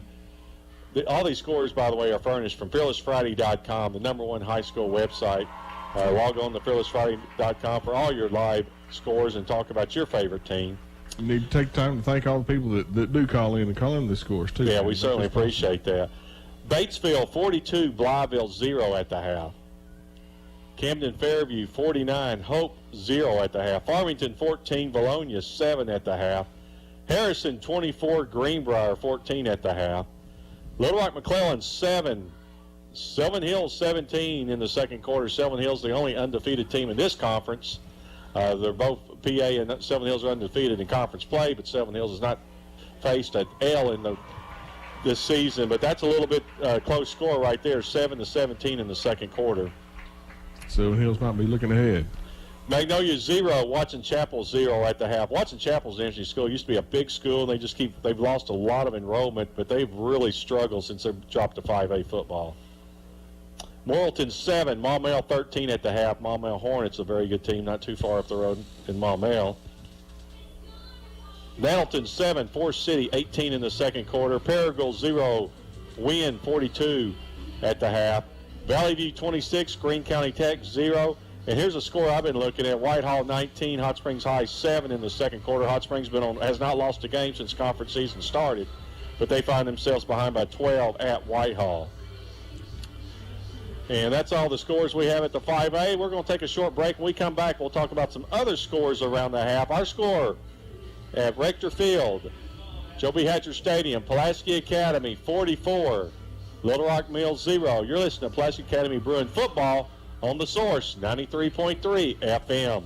Summer is here, and so are the deals at Crane Chevrolet. Shop a huge selection of Cruze, Malibu, Traverse, Equinox, Camaro, Silverado, Tahoe, and more. With 0% financing for up to 60 months. And right now, new 2014 Silverados and Tahoes are discounted up to $10,000 off. Plus, you get a Yeti cooler. New Malibus start at just $259 a month. And every vehicle is backed by the Crane Commitment. Get more for your trade and 0% financing at the Big Lot. Crane Chevrolet, exit 130 off I-30 in Little Rock.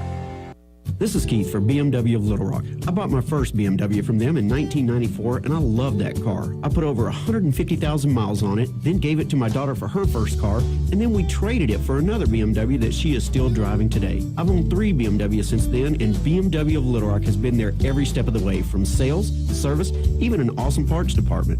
BMW makes the ultimate driving machine, but BMW of Little Rock makes it the ultimate affordable driving machine. BMW of Little Rock, 1500 Shackelford Road. We've got jackrabbits, redbugs, Airedales, and elks, just to name a few. Friday night football is a big deal in Arkansas. That's one of the many reasons why we love it here. For more than 80 years, First Security's been investing in our home state and nowhere else. It's how our family-owned bank likes doing business and why our customers believe banking with us is better. First Security Bank, only in Arkansas. And big fans of Friday nights under the lights. Member FDIC. School is back, and that means high school sports and the injuries that come along. Central Arkansas Urgent Care is ready. No more long lines and huge waits in the emergency room. At Central Arkansas Urgent Care, they can handle sports injuries like sprains and breaks. Plus, they do annual physicals, and they have back-to-school shots. Central Arkansas Urgent Care, they take most insurances. Feel better faster at Central Arkansas Urgent Care. They're on Cantrell Road next to Senior Tequila. Open 8 to 8 Monday through Friday and 10 to 6 on the weekends. Central Arkansas Urgent Care is the proud sponsor of Pulaski Academy Athletics. Now, back to the Central Arkansas Urgent Care broadcast of Pulaski Academy Bruins football on 93.3 The Source. Here's Jay Jones and Lanny Beavers. And thank you. Welcome back to Pulaski. At the half, Pulaski Academy 44, Little Rock Mills 0.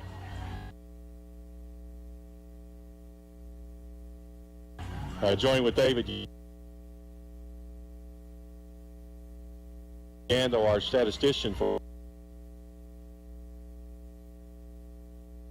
tonight. Interesting scores around the state. In smaller classification.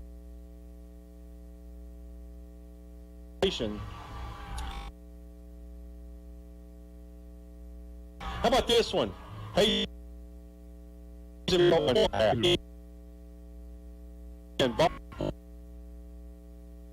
order. Martin Bears trying to make a comeback over the years.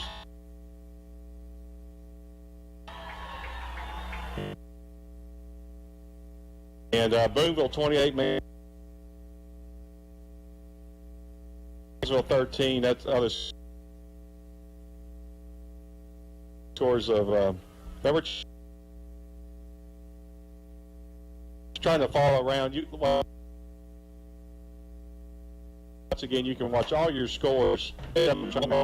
Will continue to run, but what does Mills have to do to try to get back in this ball game if they can? Well, I mean, they can't compete with PA. I mean, they've already got the second string quarterback in. They're playing substitute. Everybody's going to get to play tonight. You know, they just got to practice. They need to not shipping and not whatever I'm trying to say. They need to stick with what you have to do is practice, experience. Yep. And you're right. You want to need them to play in the future and try to get some points on the board. And Pulaski Academy is going to play a lot of backups too that we've seen last couple of weeks. And Hatcher will probably play a lot at quarterback, and he's had a good season. Cannon Smith, one of the backup wide receivers, as the Pulaski Academy junior high team has been announced. David, the junior high season is over.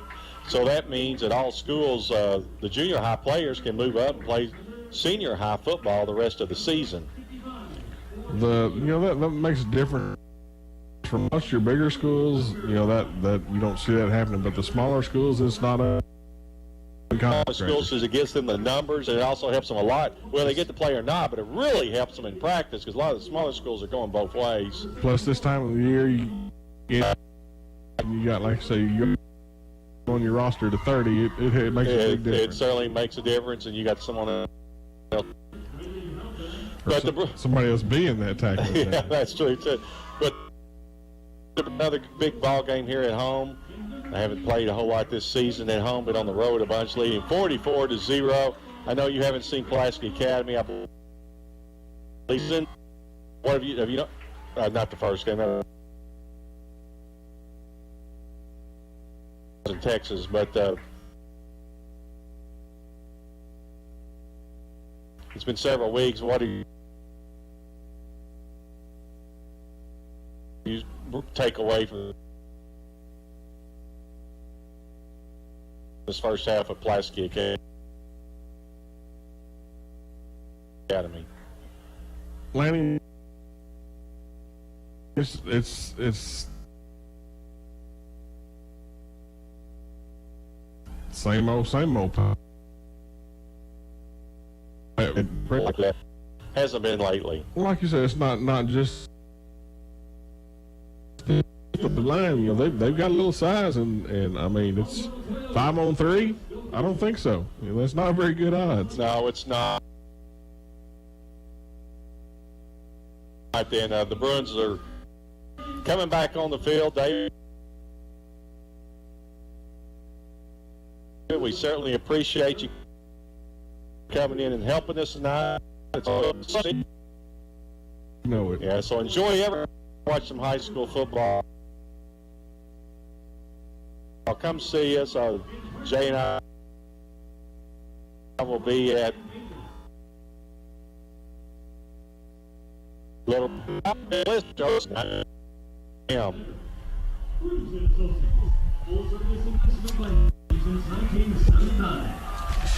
and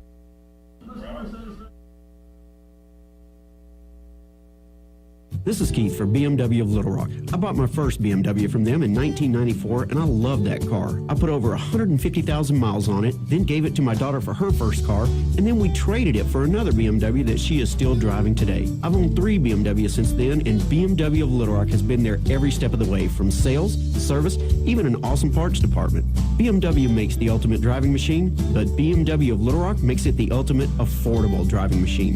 BMW of Little Rock, 1500 Shackelford Road. School is back, and that means high school sports and the injuries that come along. Central Arkansas Urgent Care is ready. No more long lines and huge waits in the emergency room. At Central Arkansas Urgent Care, they can handle sports injuries like sprains and breaks. Plus, they do annual physicals, and they have back-to-school shots. Central Arkansas Urgent Care, they take most insurances. Feel better faster at Central Arkansas Urgent Care. They're on Cantrell Road next to Senior Tequila. Open 8 to 8 Monday through Friday and 10 to 6 on the weekends. Central Arkansas Urgent Care is the proud sponsor of Pulaski Academy Athletics. We've got jackrabbits, redbugs, airedales, and elks, just to name a few. Friday night football is a big deal in Arkansas. That's one of the many reasons why we love it here. For more than 80 years, First Security's been investing in our home state and nowhere else. It's how our family-owned bank likes doing business and why our customers believe banking with us is better. First Security Bank, only in Arkansas. And big fans of Friday nights under the lights. Member FDIC. Now, back to the Central Arkansas Urgent Care broadcast of Pulaski Academy Bruins football on 93.3 The Source. Here's Jay Jones and Lanny Beavers. Well, so far another day at the office for the Bruins. They lead it 44-0 here at halftime over Little Rock Mills. Next week will be at Little Rock Fair on the road, just down the road, as a matter of fact. And then the Bruins will come back here for the regular season finale against Sylvan Hills. And David, we talked about this before the game started.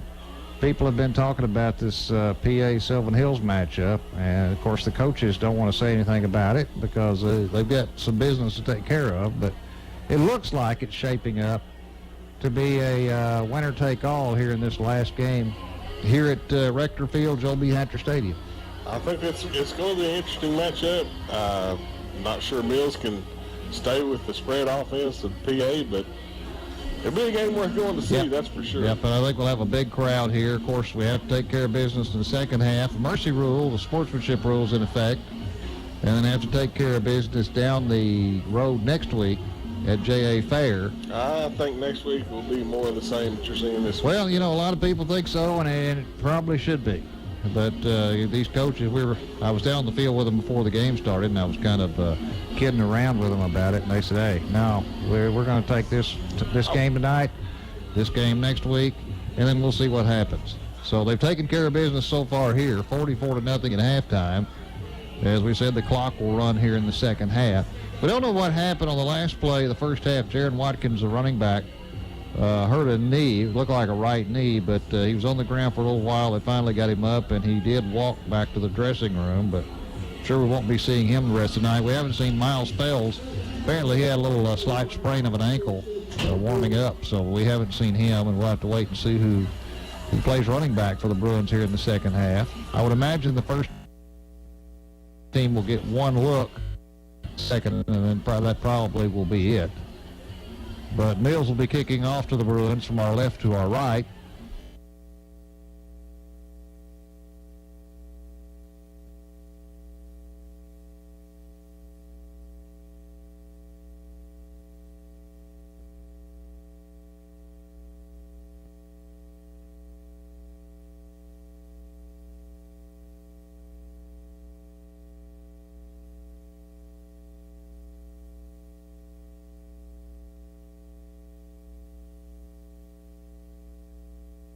I'm Anthony Lucas for Ortho Surgeons. Arkansas's premier orthopedic surgery group has a team of orthopedic surgeons, PAs, and certified athletic trainers that can be on your team too. They have satellite clinics in Russellville, Beebe, Cabot, and Jacksonville, as well as offices in Little Rock and North Little Rock. They also have 2 physical therapy locations in Central Arkansas where physical therapists with decades of experience can get you rehab. Get more information online at orthosurgeons.com and find out why Coach Frank Broyles chose Orthosurgeon for his hip replacement. Now, back to the Central Arkansas Urgent Care broadcast of Pulaski Academy Bruins football on 93.3 The Source. Here's Jay Jones and Lanny Beavers. Justin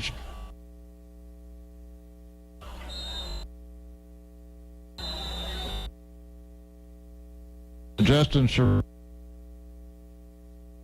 takes the kickoff for the Bruins and brings it back 20 of the 35 down to about the 30-yard line. Cole Jones into the ball game. Maybe stop is after a first down for PA. Yep. Moves it down to the 31-yard line. 1st and 10 Bruins. Hatcher, the quarterback. He's going to hand it off to his running back. Pile up around the 30 down to the 29-yard line goes Trey Adams.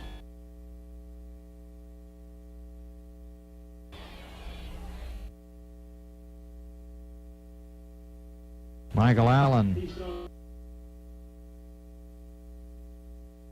on the stop.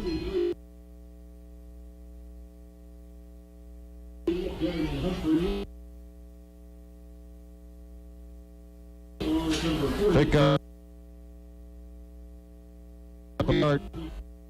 Trey Adams, the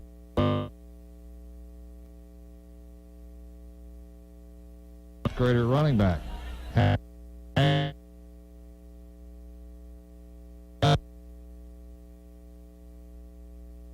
9-yard before Alan Murphy brings him down. So the youngest line rumbling down to about the 1-yard line. That's just not going to. Can't get to the quarterback. I'd say he was down just outside the 1-yard line, close to the 2. Or it's 2nd down and goal for the Bruins. 9:35 to play in the 3rd quarter. Sportsmanship rule in effect. Bruins leading at 44-0. Now they get the play called into the sideline. Hatcher has a running back right next to him. Looks like Cole Jones. He's going to hand it off to Jones, and he is hit. Oh, he's hit the 5-yard line and pushed backwards. Stung a little bit. Jermaine Richards is the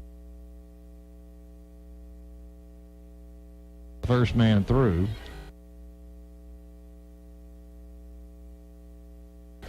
And they still stays in. He's at running back. He's off the left of Hatcher.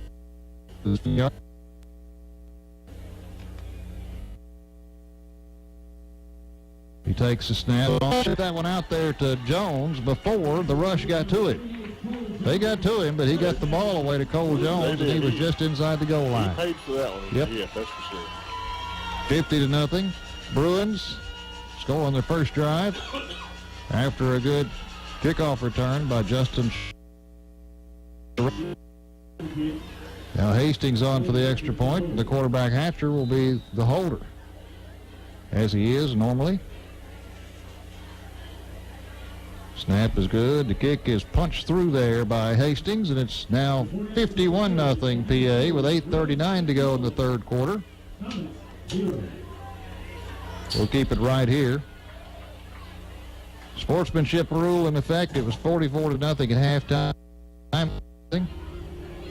Again, our thanks to Jake Hatley back at the studio, David Yandel with us, Lanny Beavers, and myself. Jake Warner, Chris Amsler working as usual to keep us wired up. We appreciate that. Appreciate you being with us. as we wind this season down, and I always hate saying that, wind this season down. Seemed like last week you started. Yep, it does. Still got a lot of football to be played. The story has not yet been told. We're getting to the final chapters, though. Heat up at the 40-yard line, kicking. Puts his foot into it. Normally when that happens, and the Comets will have it at their 20-yard line.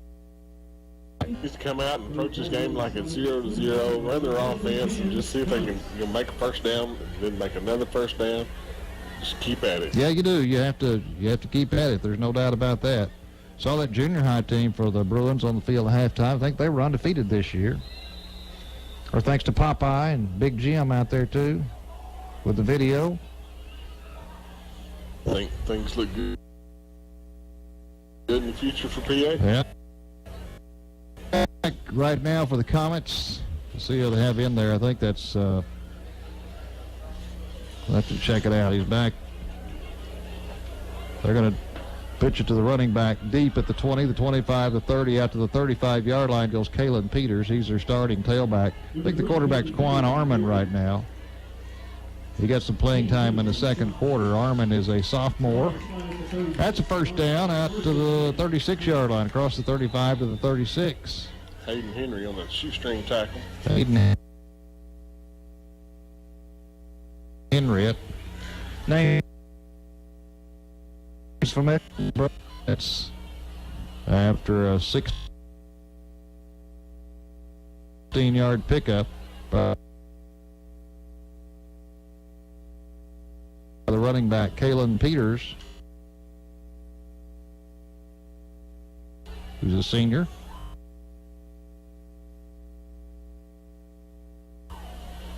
He's still in the ball game, along with their other running back, Brandon Bunning.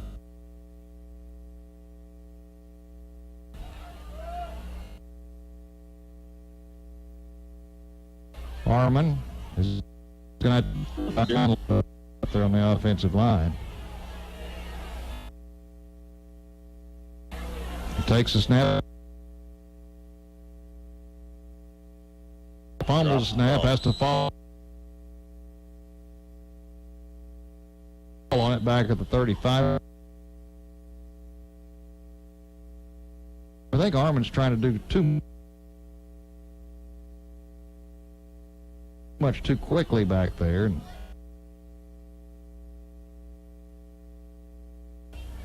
He's having trouble with the snap.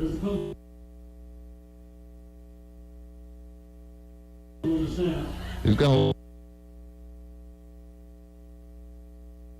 lose a couple, beat the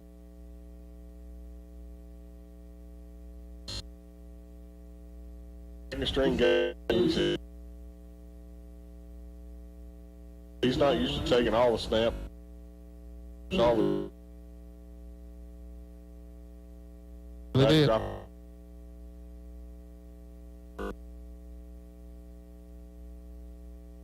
Negative yards or no yards. No.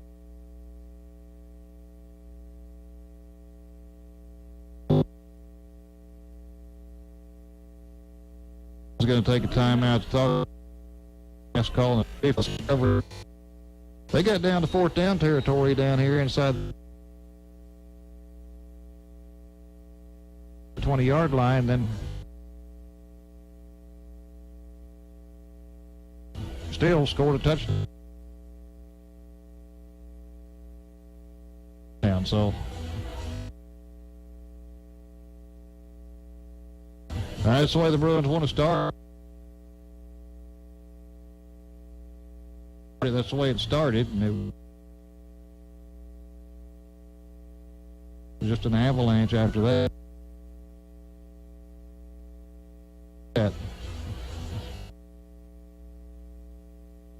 Reflects on the board. 6:05. It's now 51-6. It's a good run by the running back. He found the open hole, cut back across the field, and just outran everybody. So they'll go for 2.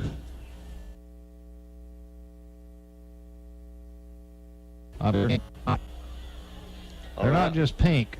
They're a bright fluorescent orange is what they are. On a night like tonight, you might need something like that on your You feet. can probably warm your hands up if you reach down and touched his feet. Had to wait for their holder to get out there. That's Jeremy Allen. He makes it out there. Awaiting the extra point. Got the snap. The kick is up, and he got it through there. 6:04 now. Pulaski Academy 51.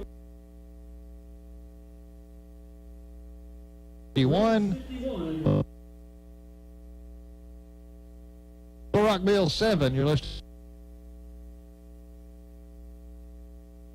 to Bruin football on the Source 93. We've got jackrabbits, redbugs, airedales, and elks, just to name a few. Friday night football is a big deal in Arkansas. That's one of the many reasons why we love it here.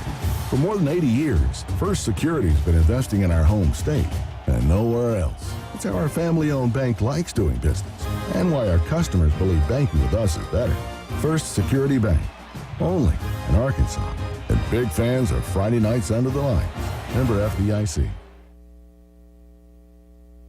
Crane Kia, Arkansas's #1 Kia dealer, now has 2 big locations. Introducing the all-new Crane Kia of Conway. Now get double the inventory and double the savings. New 2014 Kia Souls start for just $12,995. New Kia Fortes start for just $199 a month. Or choose 0% financing and sales tax paid. Plus get a 10-year, 100,000-mile warranty on every new Kia. Grand opening savings at 2 big Crane Kia locations. Crane Kia on Warden Road in North Little Rock and the all-new Crane Kia of Conway. Exit 129 in Conway. Now, back to the Central Arkansas Urgent Care broadcast of Pulaski Academy Bruins football on 93.3 The Source. Here's Jay Jones and Lanny Beavers.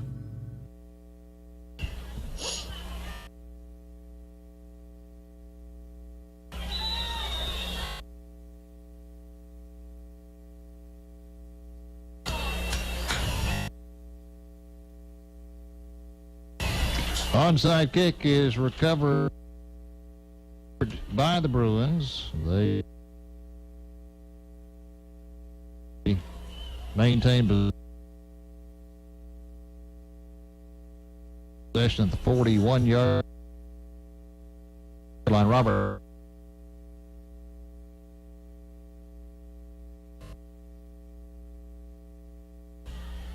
Hatcher, the quarterback. Stacked up before he can get back to line, close to a first down. Jermaine Richards made the tackle. Richards has been very. He's played it. He's played all night long. Not that anybody else has. We have called his name many times tonight. Richards, the linebacker for Mills. I think it was Ray Jackson on the catch. He's a sophomore. It's going to leave him about a yard shy of the first down, 3rd down and 1. Hatcher, shotgun, takes the snap, looks to his left, throws, caught at the 46 and out of bounds right there. That's to Cole Jones, number 28. That'll be a first down. Rashad Duhart on the tackle. He makes his way to the Comet 46-yard. Well, this gives Hatcher a lot of experience right here, and that's 2 back-to-back completions he's had. Adams is the running back. Now he's going to go to a slot position, go in motion. He's going to get the handoff, running right, the 50, the 45, down to the 40, to about the 39-yard line. Good pickup by Adams on the handoff from Hatcher. Going to pick up about 7 on the play. They're going to say the ball's just inside the 40. Need to get to the 36 for a first down.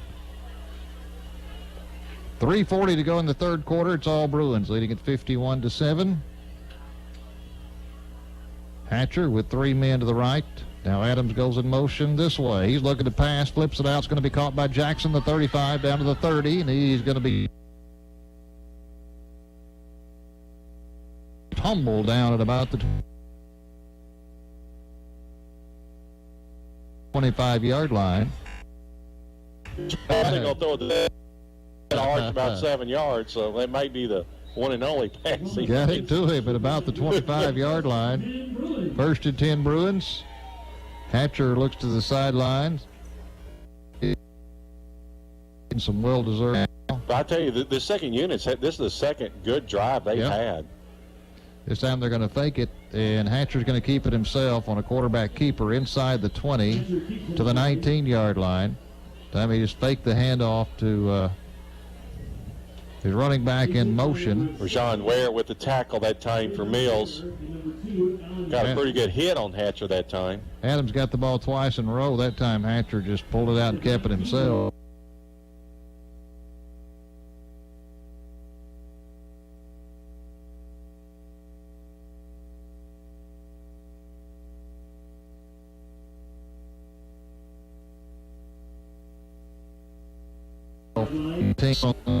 Outside of the 15, he lowers his head and plows inside the 10-yard line. The ball is loose, and they're going to say it was down inside the 10 at about the 9-yard line. That was a good block downfield too for Adams to extend the carry to get the first down. The wide receivers, everybody talks about. 1st and goal now as Adams just inside the 10. 40 to go. Clock running with the mercy rule, sportsmanship rule. Hatcher this time in a shotgun with Adams off to his left. 3 receivers stacked to the left, 1 to the right. Hatcher gets a snap on 1st and goal. Quick pitch to the left, caught at the 20, or at the 10, down to the 5-yard line, finally knocked out of bounds. It was number 20, Sam Starkey. Jermaine Allen on the tackle that time for the Mills. There's a flag. Flag back at about the 13-yard line. Flag going to be a holding, offensive holding. Yeah, they're going to mark this one off against the pink-shirted Bruins. They're wearing pink tonight, gold helmets, gold pants, pink jerseys, and blue numerals, dark blue numerals. Little Rock Mills in the white jerseys with the green helmets, gold pants. On the offense. I can't. He can't turn that darn thing off. He's had trouble with it all night.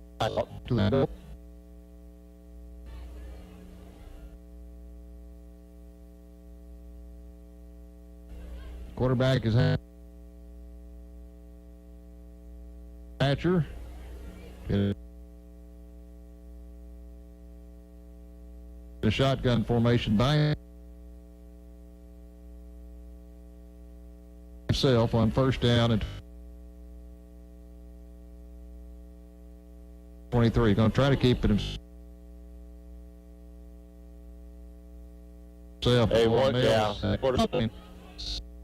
Take it down and goal from the 29. And somebody moved. The quarterback moved for one thing. Hatcher backed up a step. Now back up the Bruins 5 yards. That will be the end of the 3rd quarter on the false start by the offense. That'll back it up to about the 34. As you heard our referee say, that is the end of the 3rd quarter. We'll be back to tell you about the 4th after this. Our score after 3, Pulaski Academy 51, Little Rock Mills 7. Listening to Bruin football on the Source 93.3 FM. All offers with approved credit. See dealer for complete details. Go, go, go. Crane Team's got a CraneTeam.com. Grand opening savings continue at the all-new Crane Kia of Conway. You've got to come see our state-of-the-art facility and our great lineup of vehicles like the Soul, Sorrento, Optima, and Sportages.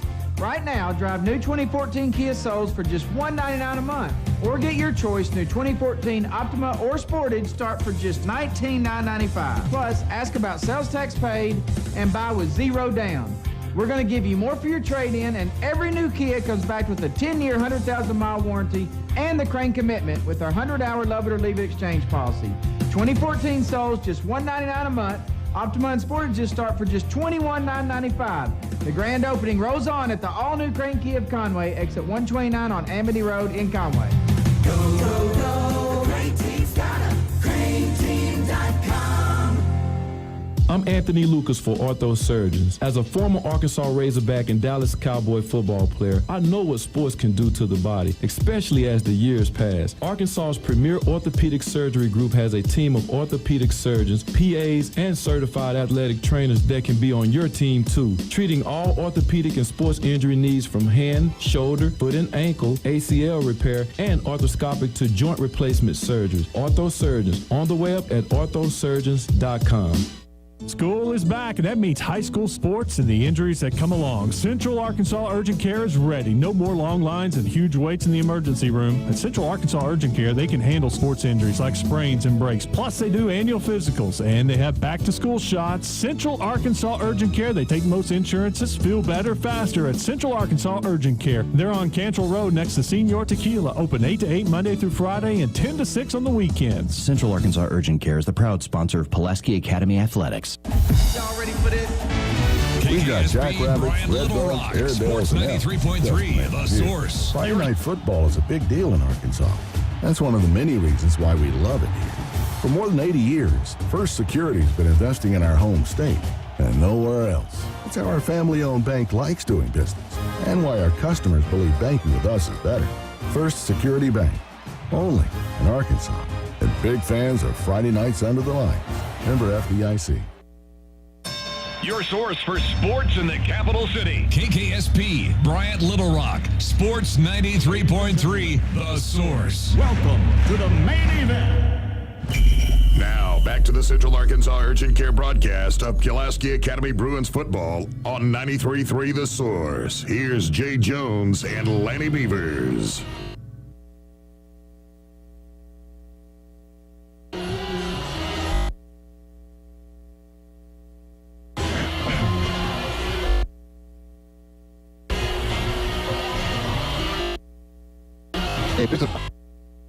Coaches, a lot of different top scenarios, but I'm not sure if he's got a fourth and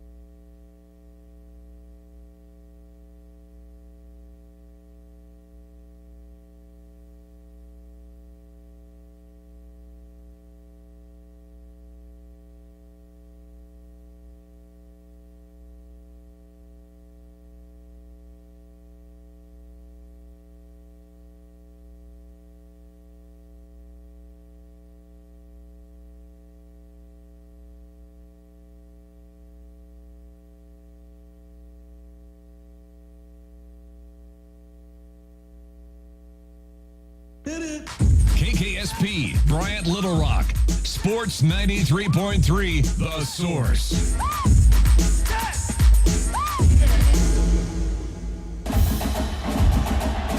We've got Jackrabbits, Red Bugs, Airedales, and Elks, just to name a few. Friday night football is a big deal in Arkansas. That's one of the many reasons why we love it here. For more than 80 years, First Security's been investing in our home state and nowhere else. It's how our family-owned bank likes doing business and why our customers believe banking with us is better. First Security Bank, only in Arkansas. And big fans of Friday nights under the lights. Member FDIC. This is Keith for BMW of Little Rock. I bought my first BMW from them in 1994, and I love that car. I put over 150,000 miles on it, then gave it to my daughter for her first car, and then we traded it for another BMW that she is still driving today. I've owned 3 BMWs since then, and BMW of Little Rock has been there every step of the way, from sales, service, even an awesome parts department. BMW makes the ultimate driving machine, but BMW of Little Rock makes it the ultimate affordable driving machine. BMW of Little Rock, 1500 Shackelford Road. School is back, and that means high school sports and the injuries that come along. Central Arkansas Urgent Care is ready. No more long lines and huge waits in the emergency room. At Central Arkansas Urgent Care, they can handle sports injuries like sprains and breaks. Plus, they do annual physicals, and they have back-to-school shots. Central Arkansas Urgent Care, they take most insurances. Feel better faster at Central Arkansas Urgent Care. They're on Cantrell Road next to Senior Tequila. Open 8 to 8 Monday through Friday and 10 to 6 on the weekends. Central Arkansas Urgent Care is the proud sponsor of Pulaski Academy Athletics. Crane Kia, Arkansas's #1 Kia dealer, now has 2 big locations. Introducing the all-new Crane Kia of Conway. Now get double the inventory and double the savings. New 2014 Kia Souls start for just $12,995. New Kia Fortes start for just $199 a month. Or choose 0% financing and sales tax paid. Plus get a 10-year, 100,000-mile warranty on every new Kia. Grand opening savings at 2 big Crane Kia locations. Crane Kia on Warden Road in North Little Rock and the all-new Crane Kia of Conway. Exit 129 in Conway. I'm Anthony Lucas for Ortho Surgeons. Arkansas's premier orthopedic surgery group has a team of orthopedic surgeons, PAs, and certified athletic trainers that can be on your team too. They have satellite clinics in Russellville, Beebe, Cabot, and Jacksonville, as well as offices in Little Rock and North Little Rock. They also have 2 physical therapy locations in Central Arkansas where physical therapists with decades of experience can get you rehab. Get more information online at orthosurgeons.com and find out why Coach Frank Broyles chose orthosurgeons for his hip replacement. Now, back to the Central Arkansas Urgent Care broadcast of Pulaski Academy Bruins football on 93.3 The Source. Here's Jay Jones and Lanny Beavers. Well, the Bruins defense holds, and they'll get the football back after a 4th down try by the Comets that didn't make it. Bruins will have it just outside the Comet 40-yard line, 1st and 10. Hatcher, the quarterback. Running back off to his right is Trey Adams on 1st and 10. Hatcher's going to keep it himself, running right, nothing doing. He's going to be tackled at about the 42, 43-yard line. One thing the coaches got to be happy about, though, for Mills is that the defense is still pursuing. They're still trying to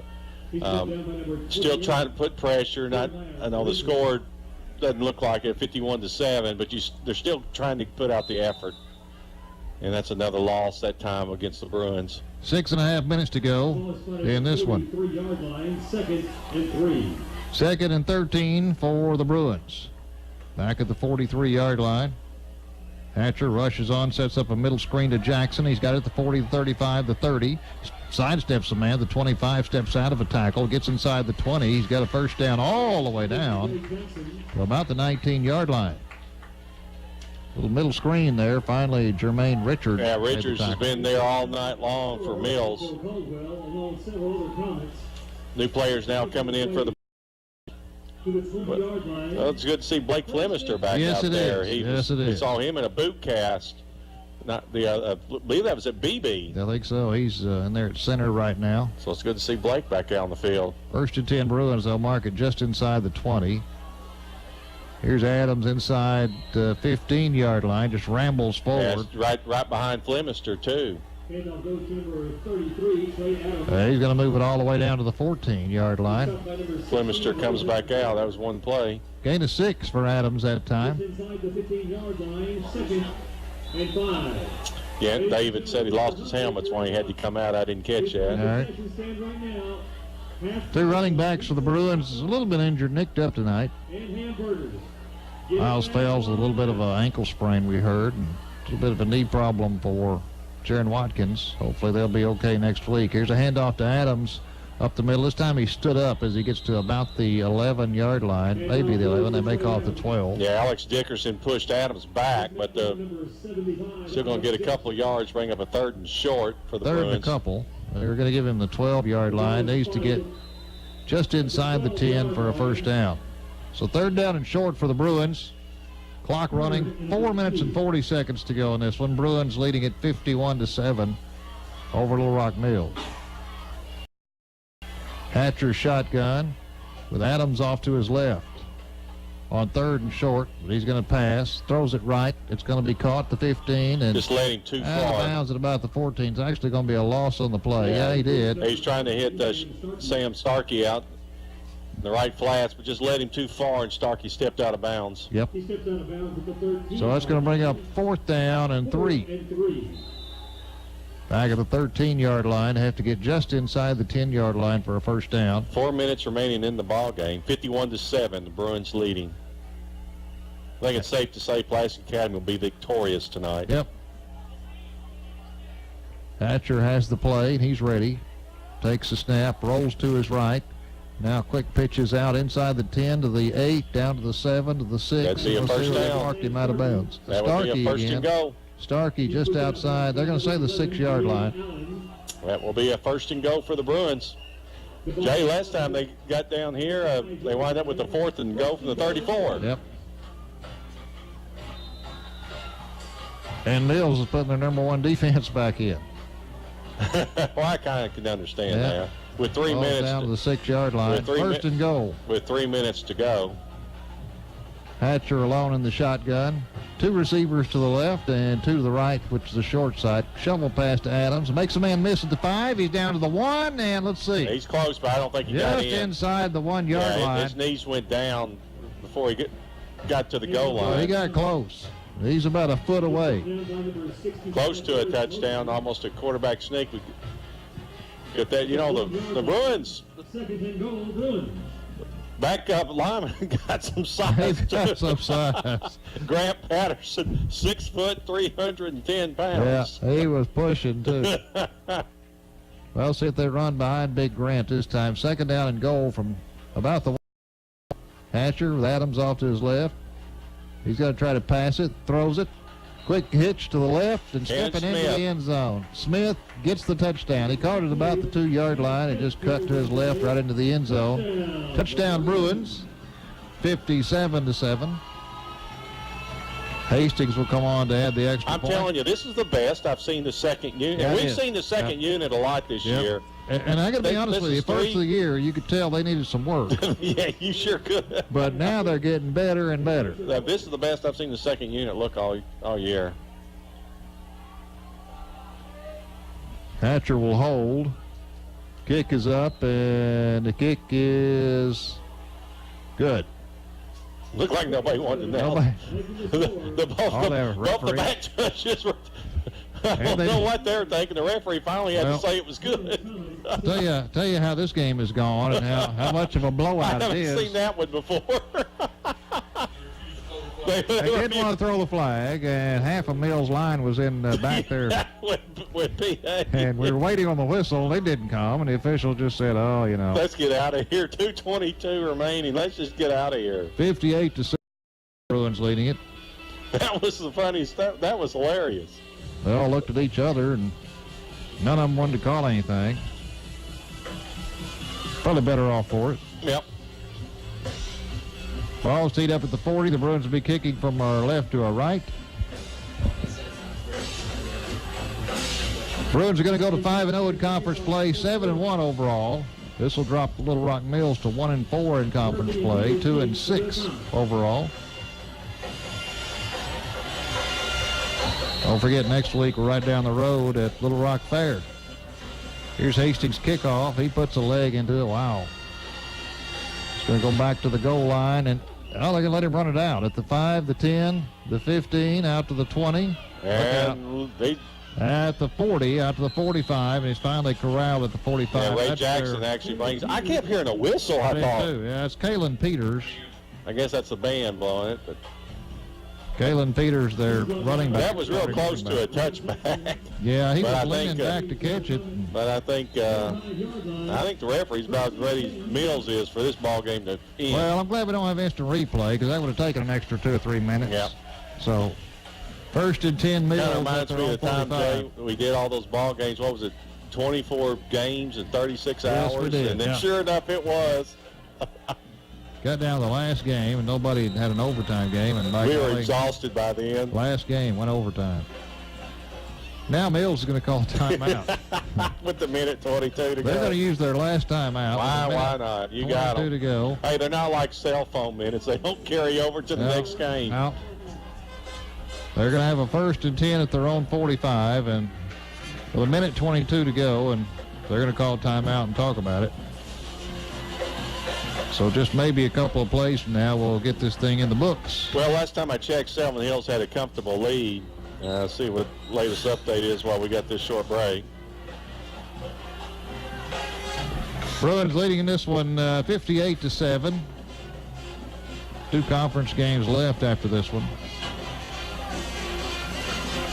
Comets back to the line of scrimmage. Quarterback is Armin. He's going to pitch it to his deep man, running to the right at the 40, the 45, out to the 47, maybe the 48-yard line. He pitched it back to Rajon Ware, who's a sophomore running back. That was a good play that time by Zach David. Seven Hills 31, 15, Little Rock McClellan 15. That's in the third quarter. 31-15? Yep. Second down and 9 here. Second down and 8, we'll call it, for the Comets. They've moved to 7. Well, there's 50 seconds remaining in the ball game. Armin under center. 2 running backs behind him. The pitch it back to the running back. This time he's going to try this side, and there's not much more there than there was the first time. That was Rajon Ware, the running back. Gets it up to just beyond the 48-yard line, back to the line of scrimmage practically. Cameron Fonseca with the tackle did a real good job there reading the play. They're going to give him the 49. Third down and a long 6. Jay, I've got a feeling this is going to be the last play of the game. 23 seconds, 22, 21. The Comets break the huddle. They go to the line of scrimmage with 15 left on the play clock, the game clock. Here's a deep pitch to the running back again, and the Bruins are after him. They're going to bring him down at about the line of scrimmage, and that should do it. Yeah, right. 5 seconds, 4, 3, 2, 1, and this ball game is over. The Bruins have won it. Stay with us. We'll talk a little more about it when we come back. But the Bruins had this one in hand by halftime. Final tonight from Rector Field at Joe B. Hatcher Stadium. Pulaski Academy 58, Little Rock Mills 7. We'll be back with you in just a moment. You're listening to Bruin Football on the Source, 93.3 FM. We've got jackrabbits, redbugs, Airedales, and elks, just to name a few. Friday night football is a big deal in Arkansas. That's one of the many reasons why we love it here. For more than 80 years, First Security's been investing in our home state and nowhere else. It's how our family-owned bank likes doing business and why our customers believe banking with us is better. First Security Bank, only in Arkansas. And big fans of Friday nights under the lights. Member FDIC. School is back, and that means high school sports and the injuries that come along. Central Arkansas Urgent Care is ready. No more long lines and huge waits in the emergency room. At Central Arkansas Urgent Care, they can handle sports injuries like sprains and breaks. Plus, they do annual physicals, and they have back-to-school shots. Central Arkansas Urgent Care, they take most insurances. Feel better faster at Central Arkansas Urgent Care. They're on Cantrell Road next to Senior Tequila. Open 8 to 8 Monday through Friday and 10 to 6 on the weekends. Central Arkansas Urgent Care is the proud sponsor of Pulaski Academy Athletics. Attention homeowners, I'm Jay Farner, president of Quicken Loans. We've told you about HARP in the past. There are so many more of you who could be saving hundreds of dollars every month on your mortgage. It's simple and easy. And for 4 years in a row now, J.D. Power has ranked Quicken Loans highest in the nation in customer call 800-QUICKEN. Visit jdpower.com for award information. Important terms and conditions apply. Calls for cost information. Equal housing lender. Licensed law 50 states and MLS number 3030. Does your basement or crawl space have a damp, musty smell? Well, watch out. That's a sign of too much moisture and not enough ventilation. And that can mean increased mold growth and the buildup of harmful toxins and gases. Don't bother with a dehumidifier. It just circulates the same unhealthy air. Get the Wave Ventilation Unit. It will transform your home into a drier, healthier environment. Satisfaction guaranteed. Go to dryhousetoday.com. Now, back to the Central Arkansas Urgent Care broadcast of Pulaski Academy Bruins football on 93.3 The Source. Here's Jay Jones and Lanny Beavers. And welcome back to the Pulaski Academy postgame show. Lenny Beavers here. Jay Jones steps out. Joined with former Razorback, also father of one of the players out here, Rick David. Rick, certainly good to see you. Former Razorback. You played in the Southwest Conference and the SEC Conference. Your son had a couple nice tackles there toward the end of the ball game. Yeah, he did. He was getting after it a little bit. The JV team that comes out in the second half played really, really well. They actually played well against Watson Chapel on Monday evening. To see them carry it out into the varsity games is impressive. Yeah, Jay and I were talking about this. I thought tonight, offensively and defensively, was the best I'd seen the second unit look all year. Absolutely. I mean, I don't know. I mean, they drove real well. The defense, they only gave up one score, 58-7. Hey, don't blame. You got to give Mills credit too. They continue to try. But I thought the defense was there and the offense was there, and that really helps these kids gain experience. It really does. What was really impressive was the protection the offensive line was giving Hatcher, and he was able to get the ball off on time. The receivers were bringing it down, and then defensively, you know, they had that one touchdown, but it was really a cutback play. We had it hemmed up on one side, Right. and then he cut it back. And that's just a good athlete right there, and it's speed. Once he brings the containment, we saw Pulaski Academy do it also. This is a big game for PA also. You had both your running backs fails. You also had, he was injured early, didn't play. You had Watkins get hurt the very last play of the first half. But Trey Adams did a real good job on offense for the second unit tonight. Yes, he did. And you want to know what's impressive is that we have at receiver. Right. It really stands out when you compare us to the teams that we have played. And even when we went down to Highland Park, we played very, very well. And Coach Kelly talked about that at the beginning of the year. He said that this is probably the fastest receiving core that he has had overall. Yeah, Will Hastings has got a lot of good speed, and we were also talking not just a great receiver, but he's a very good kicker. I know when scouts are looking at him as a receiver, they got to be looking at that strong leg he's got too, kicking from the 40. He kicked it all night into the end zone, and it looked like he kind of did there at the end, but they let him run right there out. But Hastings, Zach Kelly, all the wide receivers. Grant Pickle had a phenomenal night, 3 touchdowns also in the first half.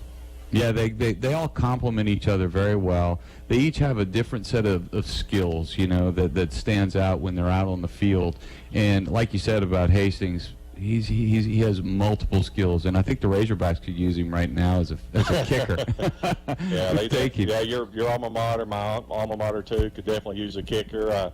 It's funny you mentioned that they got a big ball game tomorrow. I know. Hopefully they can get back on the winning track, which we expect they did. But Rick, you've been watching this team, Pulaski Academy, all season long. It's no secret their conference is weak. They're going to have a big game coming up. They can't think about it, but announcers can, and we keep looking at that Selwyn Hills games. They're leading right now 31-15 over Little Rock McClellan. But you, as a former player, well, let's be honest, they're mercy ruling right now. How does that prepare you to go deeper into the playoffs? You know, you want to work on being crisp. Your execution needs to be there, you know, in particular, Heffley with his timing with his receivers, which is obviously there. And then on the defensive side of the ball, you know, just continuing to make really solid tackles, fill in the gaps. You can see, you know, we're playing fast at the linebacker position and in the secondary. The one component that is missing is playing a full 4 quarters, though. Right. That is the concern, because against Sylvan Hills last year,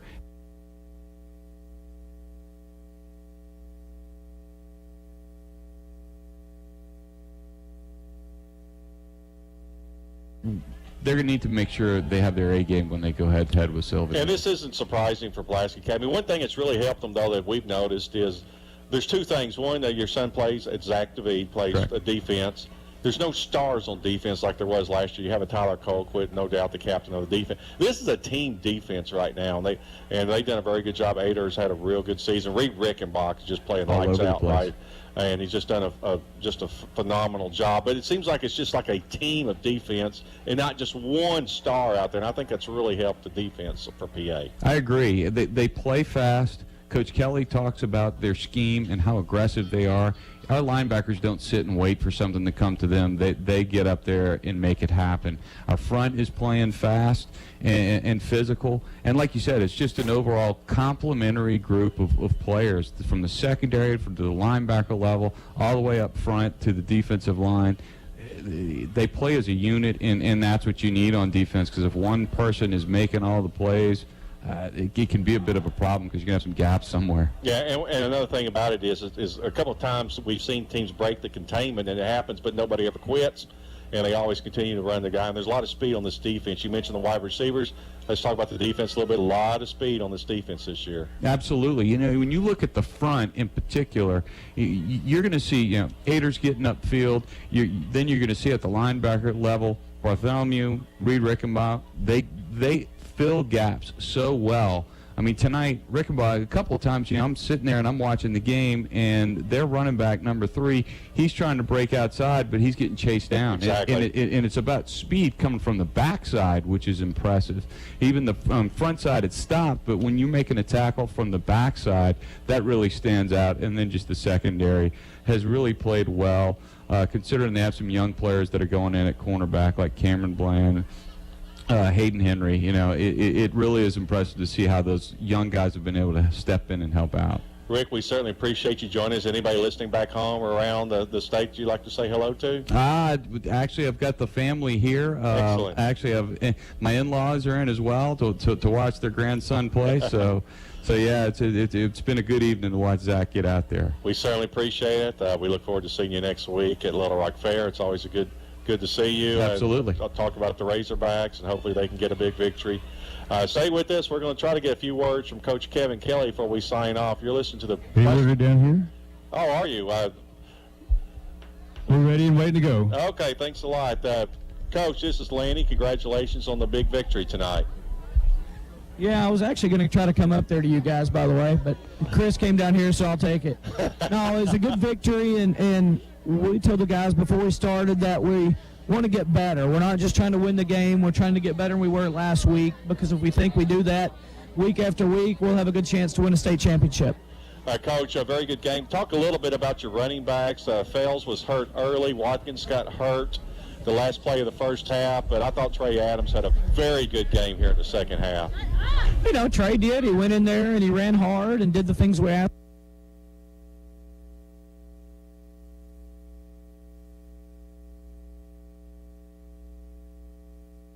Throw the ball, run the ball, and take my when we need them to. Hey, Coach, talk about you guys as a coaching staff, keeping these guys focused week in and week out. What's that been like? It's really easy with these guys because they have such a desire to win.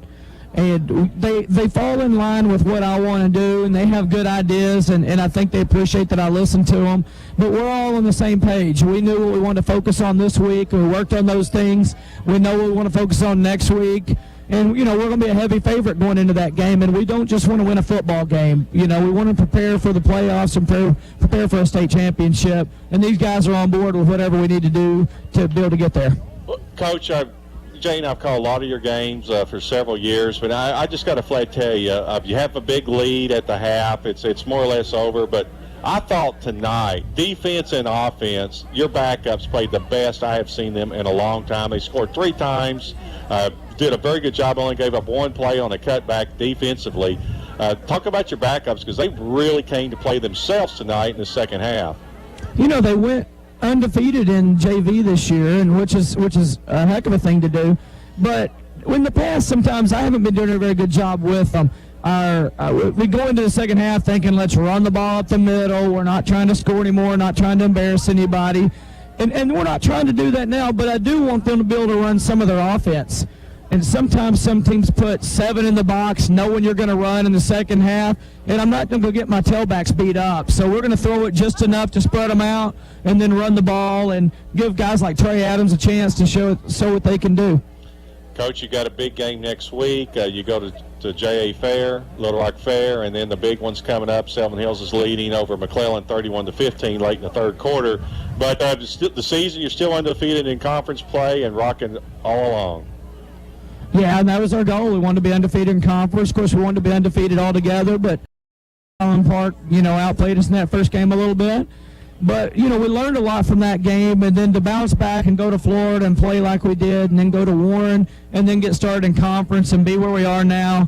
I wish we were a little more healthy, but I'll take it, that's for sure. Coach, one more question for you. We see a lot of receivers, of course, but one guy that's you've been going to a lot and has stepped up here in the last several games is Grant Pickle. Tell us about his progression.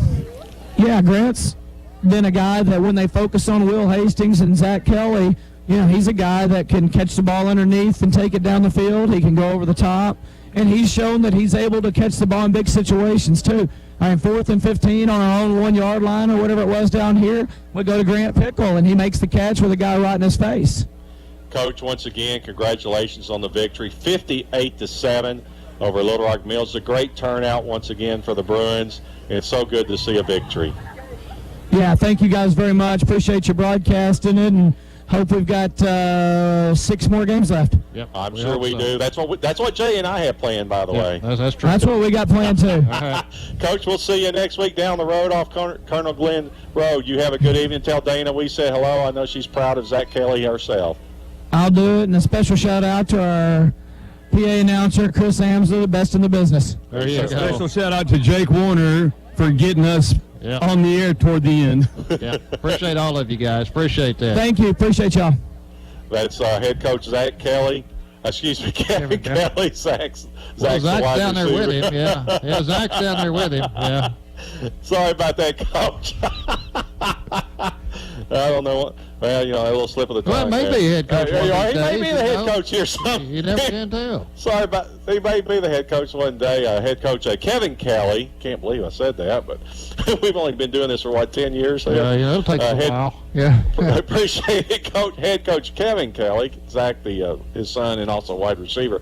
Jay, a big victory though. Once again, I thought the backup units did a phenomenal job. They did. Defensively and offensively, and I'm just telling you, you can just see this team seem to be just gelling each week. Yeah, you can, and over the years we've seen Pulaski Academy teams do that. You can always tell when they turn the corner, they start coming together.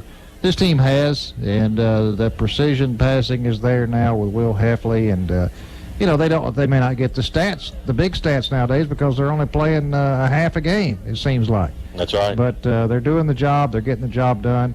Got a couple more in the regular season before we get to the playoffs. It's hard to believe. We'll be doing our 9th game next week. Yep, we will. Well, we'll be there with you and hope you can join us too. Our final tonight, Pulaski Academy 58, Little Rock Mills 7. For all the guys up here and at the studio, we appreciate you joining us. Join us again next week from JA Fair. We'll talk to you then. You've been listening to Bruin Football on The Source, 93.3 FM.